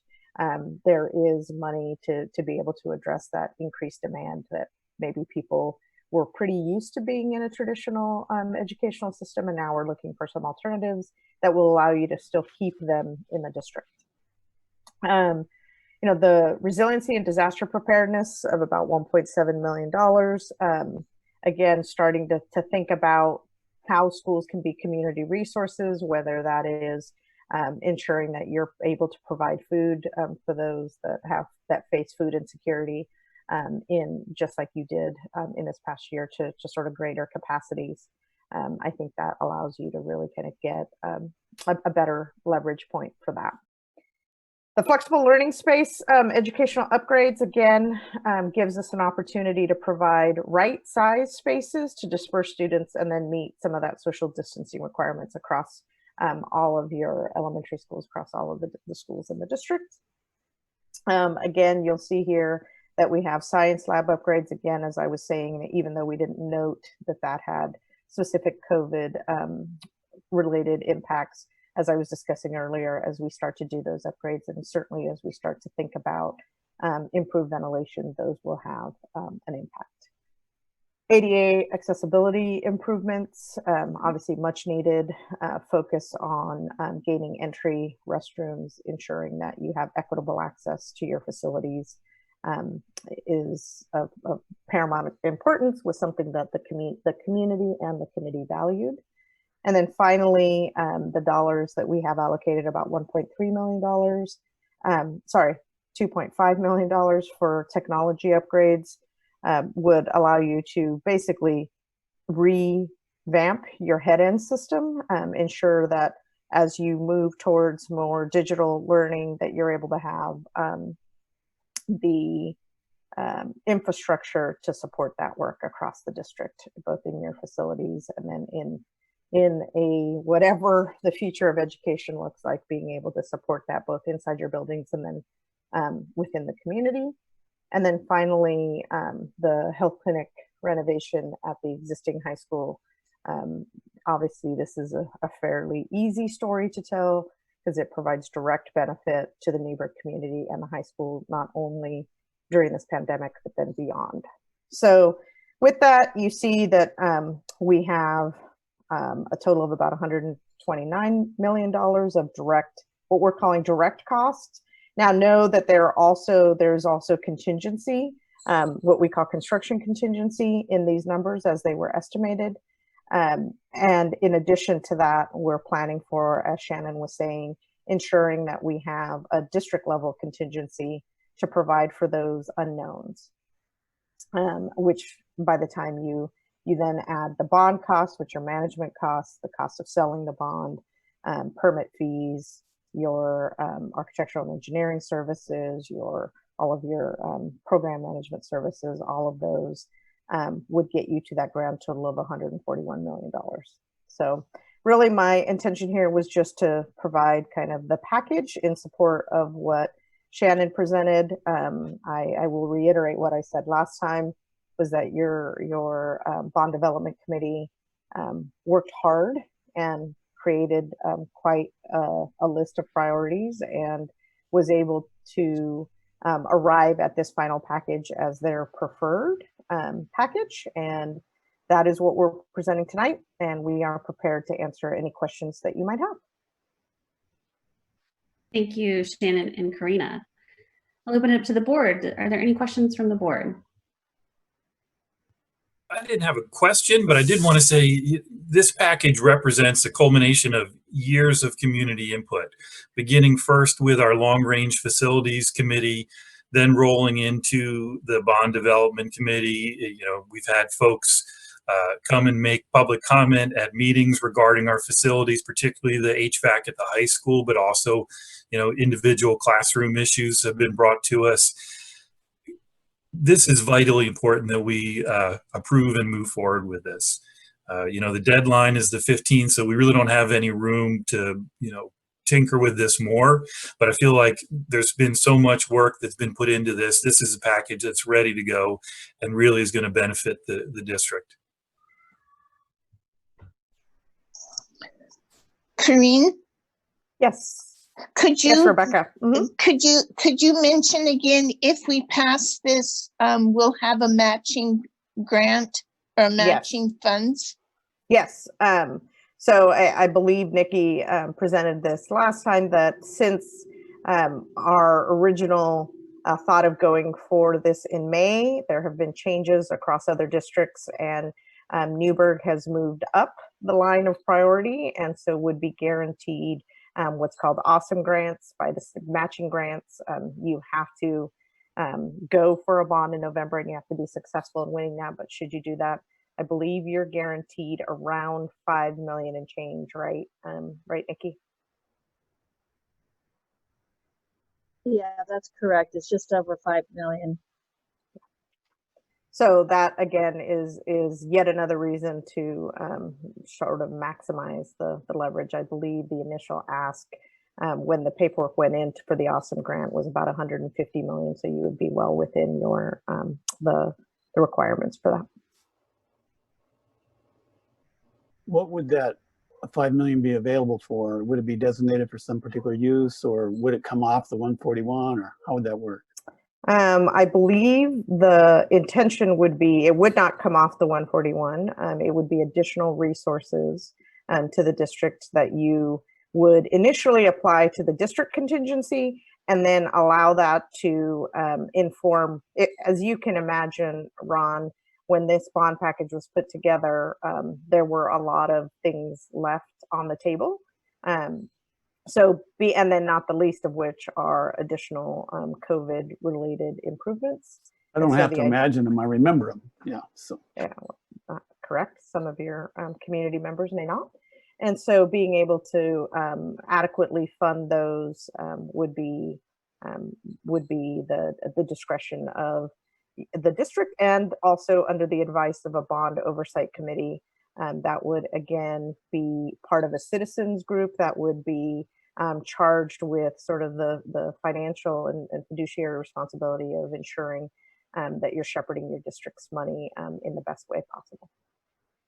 And if I could add, for just to supplement Director Mock's comment, the Bond Development Committee did prioritize the projects that we could not fund with this bond. So we're already prepared should those matching funds need a good place for our district. And again, very well informed. I really appreciate the fact that we were reminded that this is not the work of 1 year, it's the work of several years.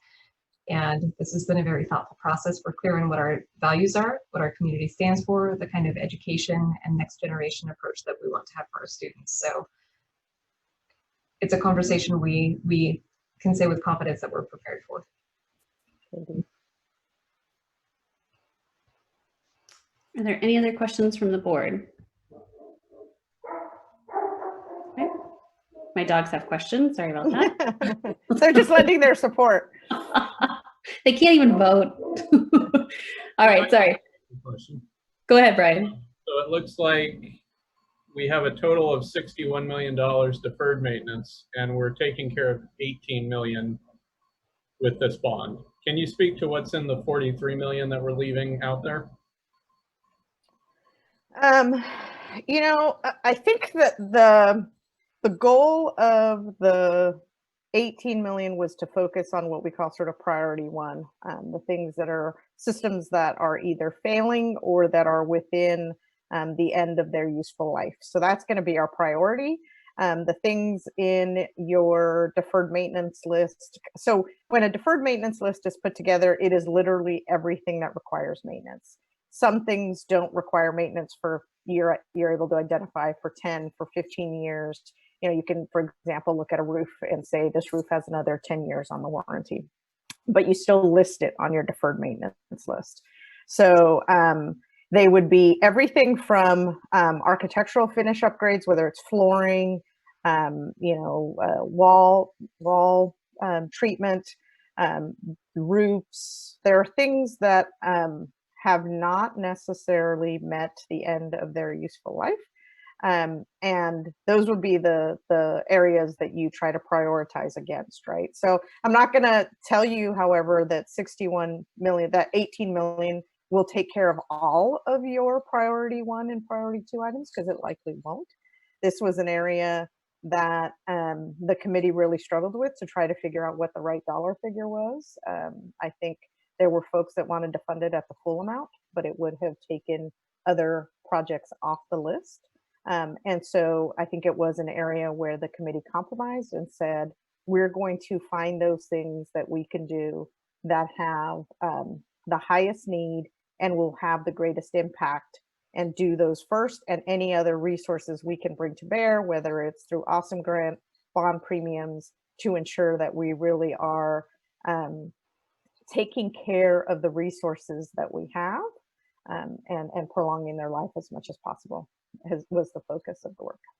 And if I remember correctly as well, Karina, we had this conversation as a bond committee where we discussed other options for revenue that we would have in addition to the construction bond. So we prioritized those most critical projects for deferred maintenance within this bond package, and those projects that cannot be funded through other avenues or through other opportunities. If you've ever entered the grant world, there are more rules and regulations than banking, perhaps. So those projects can be very limited, very exclusive. And so this gave us an opportunity, again, to address critical need, but also there will be freedom to pursue alternate sources of funding that are better suited for certain projects than a bond would be. So we did have a conversation, correct? That is correct. And the other thing that I would add is the $61 million amount that came from the Long Range Planning Committee work 2 years ago, and was actually simply created by a formula that comes from the state, looking at facility condition and assigning a number to that. And then as the work has gone on with the district and with the bond development committee since then, it's done all the work that Shannon has talked about to actually identify more of those projects and get specific things prioritized into the right place so that we can touch the most important needs with the 18 million that's available.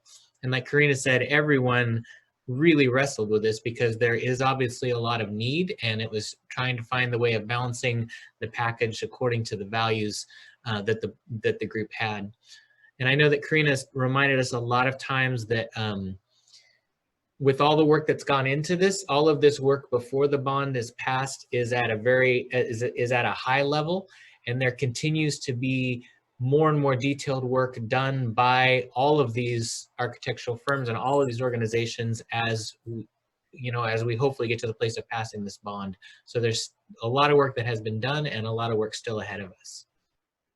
And I was an observer at most of the bond development committee meetings, and one of the discussions too was that the 18 million for the deferred maintenance is 18 million is going to be applied directly to deferred maintenance, but we'll get at some of the remainder in the upgrades that we're doing. So some deferred maintenance that needs done in our learning spaces will get taken care of through that through the upgrades that are done.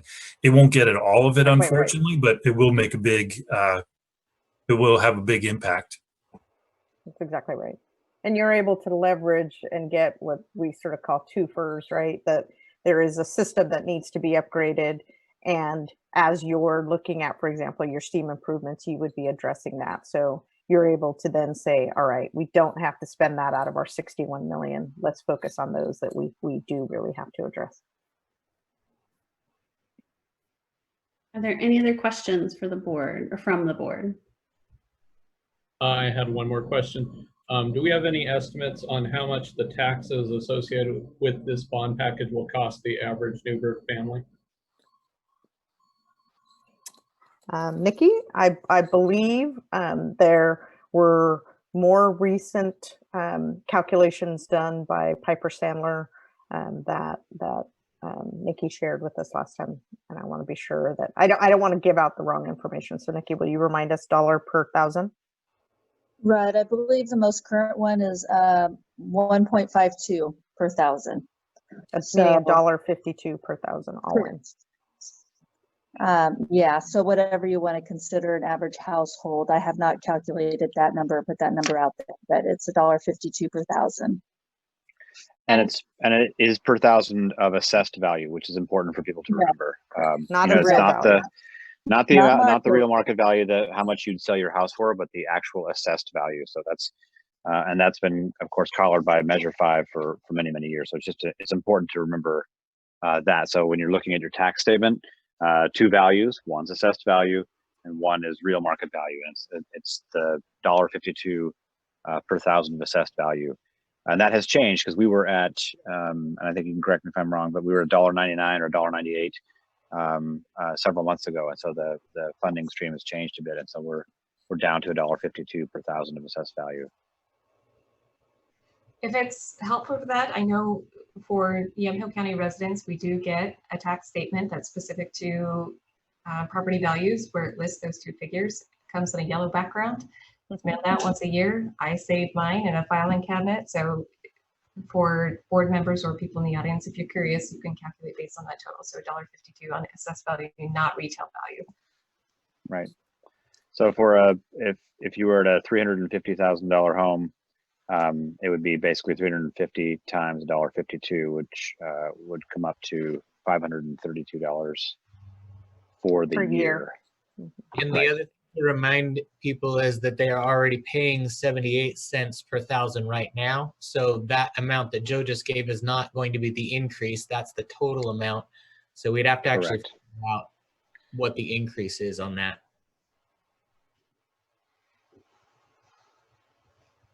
Okay, if there are no more questions from the board, I would entertain a motion.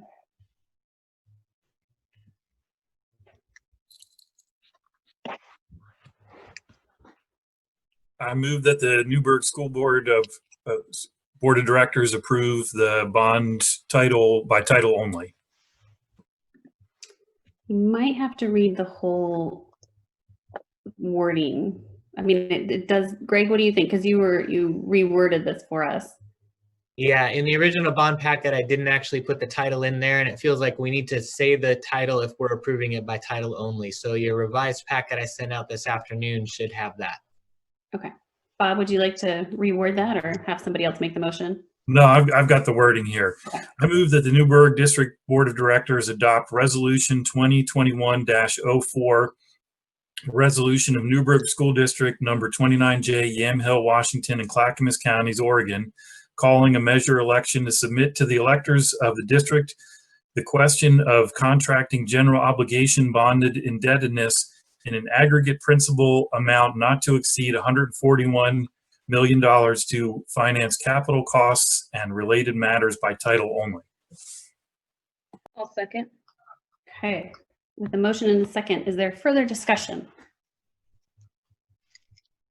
Okay, seeing none, all those in favor, please raise your hand. All right, all those opposed? Inez, are you abstaining? I'm voting for it, sorry. Okay, sorry. Okay, so it passes by how many of us are there now? Five yeses, 1 no. Greg, did you get all that? I did not get who voted no. I was pulling down the screen. That's okay. Brian voted no, and the rest voted yes. So it passes. All right. Thank you, Karina and Shannon, and thank you to the Bond Development Committee and Long Range Facilities Planning Committee. I know we have some people in attendance who have been at this for years, and I really want to say how much I appreciate it from the board to all the volunteer hours they can put in. It's been really quite amazing. So thank you, everyone. And the work's not done, so stay tuned. Thank you. it's fine. You're right. Okay, next up we have a discussion around forming ad hoc committees for our equity work and for our to review school start time and calendar. So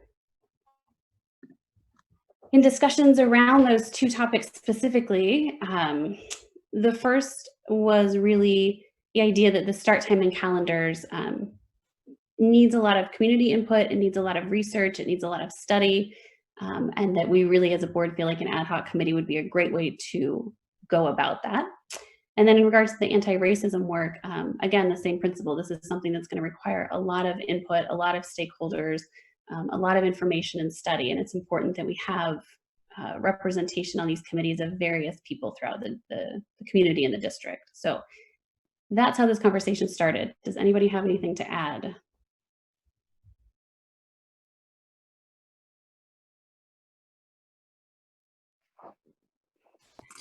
I'm excited to see us move forward. I think the whole concept of using ad hoc committees is kind of an untapped resource for us that we haven't used in the past. So I think it's going to be helpful, these two immediately, but long term as a way for us to get more and more community involvement. You know, I'm personally interested in both committees. You know, I'd like to volunteer to be on the committee to look at schools start times and calendar, particularly because that's one that's been on our agenda for a long time to get moving forward. And one thing I've said is we've talked about these committees. One of the first things we should do when we split up into these committees is have each one develop some sort of a charter so that its purpose, its timeline, its expected product is going to be real clear to everybody.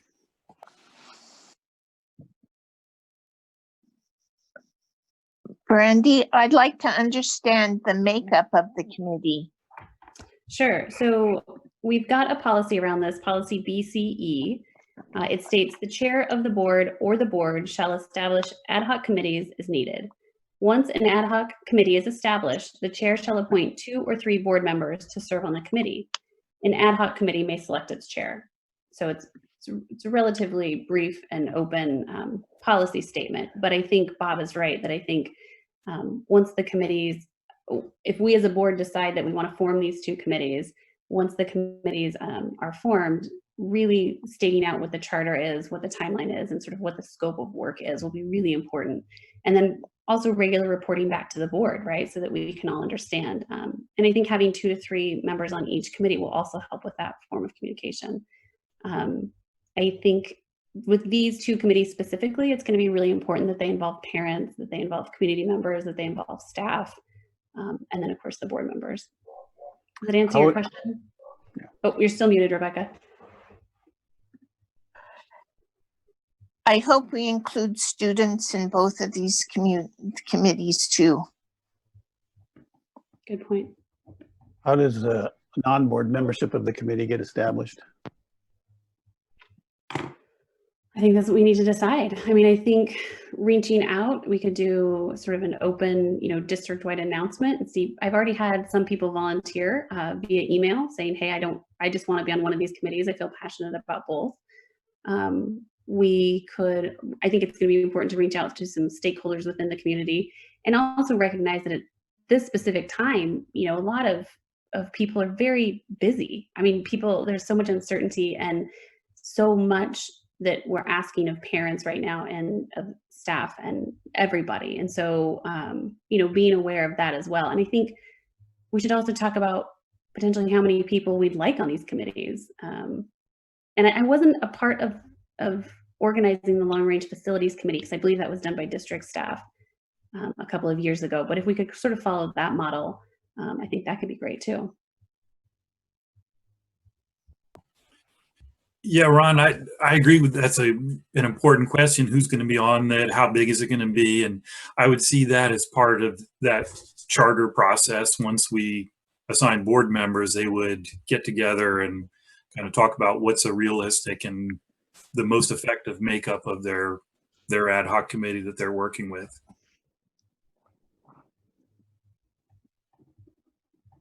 So your proposal then, Bob, would be that the committees themselves would define size and who gets appointed and how?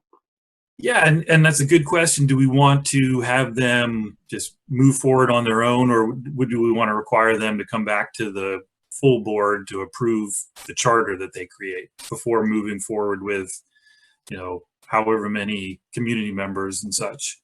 Yeah, my first reaction is that the board should be the ones that approve the plan for the committee. I agree. Yeah, I think that's all I have on that right now. Yeah, so I would see the committee members that get assigned come up with a charter, including membership profile, and then bring that back to the full board for approval before moving forward. I think it's a great idea, Bob. And I think also starting with that core, 2 or 3 board members, preferably 3, I think, being able to communicate to the committee as they're forming, it's important to the board to have an equal representation of X, Y, and Z. So my understanding is as board committees, these would be public meetings under the same rules as our standing committees or the board itself, essentially. So when we get together, those groups can't get together informally. They have to get together with notice to the public. Even the 3-person group would have to, which is fine. It's a lot of trouble for Greg, but I don't know if anybody else suffers. So that's a joke. Sorry, Greg. So just as long as we know that that's the process, yeah. I trust that you're not really that cavalier about Greg's suffering, but not that cavalier, no. I had a point in that in my joke. I forgot it, so I'll come back to it. Yeah, but you're right, Ron. They would be public meetings and would have to be held in public and recorded, or minutes taken. That was my point, and it speaks to our regular board meetings as well. I know Greg had sent out to the board, but I don't know how, if we've published it or announced it wider, that all these Zoom meetings are now available on the district website. If you go to the school board section, if you go to the minutes, there's also a link to the recording of all but one of our Zoom meetings that we've had since going to this format. Yes, good reminder, Bob. As we're thinking as board members about participation on these committees, there's also the PAC out there that's got to be formed, and I think we'll generally have board members on the PAC. So we have 3 big lifts for board members in terms of extra committee work. Probably this means somebody's going to be on 2 of those. I don't think anybody should probably volunteer for all 3. But you might end up on one of them almost for sure, right? Unless you really protest. So that's a good point. Are there any questions around this, or people feeling like, questions around if this is the direction we want to take? I mean, in order for the work to get done and action to happen, I think these ad hoc committees are a must, because our meeting twice a month is not enough to get all of the work that we need to do. So I think that we need to move forward on this personally.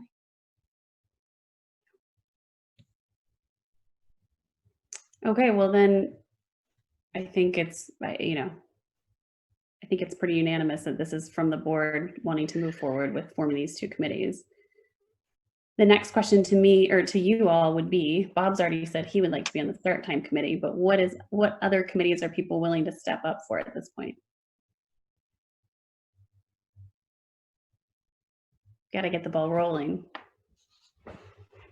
And I think to Ron's point, we can't require it, but I would imagine that, certainly I'll be involved in the PAC, and we'll all be involved to, greater or lesser extent. So on the bond side of things, that's going to be a board-wide effort.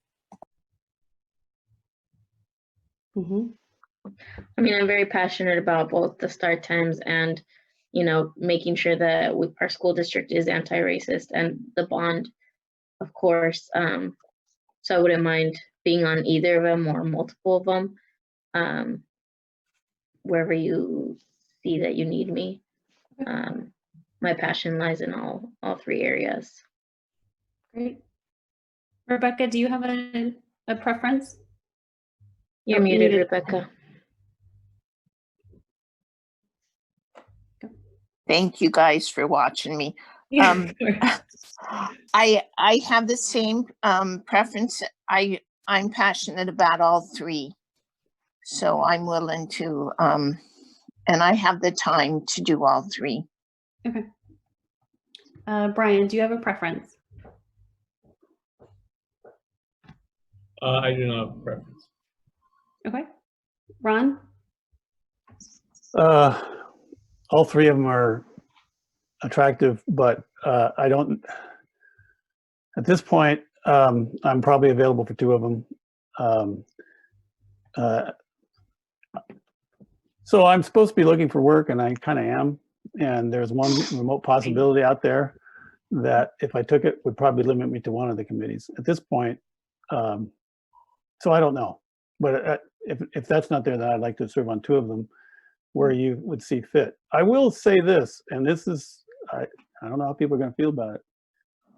I think on most of these committees, well, certainly on the bond committee, haven't sensed that anybody's really against the bond, even though we didn't get a universal approval of this. But I think there's both proponents and people who are cautious about the time change. And we have on record that we have people cautious about at least some aspect of the anti-racism group. I would encourage, it's your decision, Chair, but I would encourage you to consider putting on the committee one board member at least who's not in the majority view of the committee. I say this as a challenge because I know it's a challenge because we're worried that the committees need to be productive. But I think from the point of view of the community and also from the point of view of the quality of the deliberations on the committee, it may be better if there's a broader perspective. And I have been involved in groups that deliberately included dissenters in the group, and most of the time, not all the time, I have to say, most of the time, it turned into a really rich experience and a very productive one. And so that would be my suggestion. I'm not in a position to require it, and the rest of the board might disagree with me, but that would be my guidance. And I'm going to challenge you on that. Yeah. I don't think that it's always the most productive or rich experience, just given even the experience on this board. Yeah. But I would accept your challenge to have differing opinions. And the board could always sentence me to have to be on one of those committees if it was my idea. Yeah. And I think that would be justice. Well, and I think too, all the committees will be held in public, and just like with the Bond Development Committee, encouraging members of the board who aren't even on these committees to still attend when available, because it is always useful information to observe, even if you're not a member of the committee. Yeah. So this might be an omen, but as I was speaking, a skunk apparently did its business outside my house. So I have skunk smell flowing in my window here. That's fine. Check the dogs. Okay, well, it's good timing because also on our agenda for our next meeting will be the standing committee assignments of board members too, so we can kind of do this all together, or I can do it all together. So, Bob, I want to ask you a question in regards to your idea about, the initial board members forming the committee will be sort of the ones charting it. Do you envision as a board tonight us setting down some boundaries around those charters, or do you envision these being done within the committees? Because we've not used this sort of thing very much, and when we did, there's kind of been an external structure to it. Like with the Long Range Facilities Committee, there was a state structure to how those, that's a required thing that you have to have. This isn't something that we've really done as a board. In the past several years, one of the big things that we've shifted in our work as a board is involving the public more, seeking public input more. And this is a growth area that I'm really glad to see us do, which is a long way of saying we don't have a track record. Like, there isn't a typical way of doing this. So I think it might be most effective if we kind of break up into those initial committees, brainstorm some ideas and bring it back to the board as to how they'll be structured, rather than trying to unless, I mean, and I'm not trying to shut down, if somebody has a strong structural vision right now, bring that out. But I think we could spend a lot of time going around tonight that could be better, more efficiently done in a smaller group. Is anybody passionate about the structure of the sort of charter of the committee tonight? Okay, I'm seeing head nods as no. Okay. Bob, I think you bring up some good points, and I feel comfortable following that suggestion. All right, any other questions or discussion points around the formation of these ad hoc committees? All right, go ahead, Rebecca. Brandy, have we, what is the next step for us on the bond for the bond? So Joe can lead that a little bit, but basically we have somebody who has stepped up to be the head of the PAC, is my understanding. Is that correct? Yes and no. So we've had somebody step up, and then we have somebody else who's now stepping up. So yes. So back to the other one, but we're finalizing those details. But yes, we'll have somebody in charge of the PAC. We also have Lydia Kyler, who will be working as part of the PAC as well. So yeah, we'll be spinning up that and getting through the next step. So that's a large part of it. And then we'll be actually the first step is we have to get these things filed. So we get them filed with the state office, and then we'll be working with Jeremy to understand our next steps. Jeremy Wright and Karina, if we have any other things we need to get onto for the next thing before we start a campaign. Before the PAC starts a campaign, the district won't be starting a campaign, but we'll be providing information. And what is our responsibility as school board members? Your responsibility is yeah, we're sort of virtually knocking on doors. That's the other part of it. So you know, there'll be lots of opportunities for you to be involved in talking about it, answering questions. There are always lots of questions about what the details are of what, you know, what the dollars would go for, what the structure of a bond oversight committee is, and talking to people about getting out to vote. That's an important part of it. So. Okay. But I think it's going to be a bit like the labor leading up to childbirth. Like, you're going to know what's happening. You're not going to slip through it. Like, we're going to know the work that needs to be done when we need to know it. So I have full faith that the PAC and the district will fully communicate it with us as a board when there's times that we can support and times we need to do the work. Yeah. Okay. All right. Good questions. So agenda for next meeting, we have our next meeting is August 25th. We will review our monthly financial reports, nominations for the OSBA Board of Directors for Yamhill-Polk County, designate our board committees. Those are the standing committees of the board. Discuss superintendent and board working agreement, discuss our board evaluation process, discuss code of conduct revisions, and finalize the board goals. All of that is, of course, subject to change, but that's a lot on the business meeting, and hopefully we'll get to it. So, all right, if that's it, I'm going to go ahead and adjourn the meeting.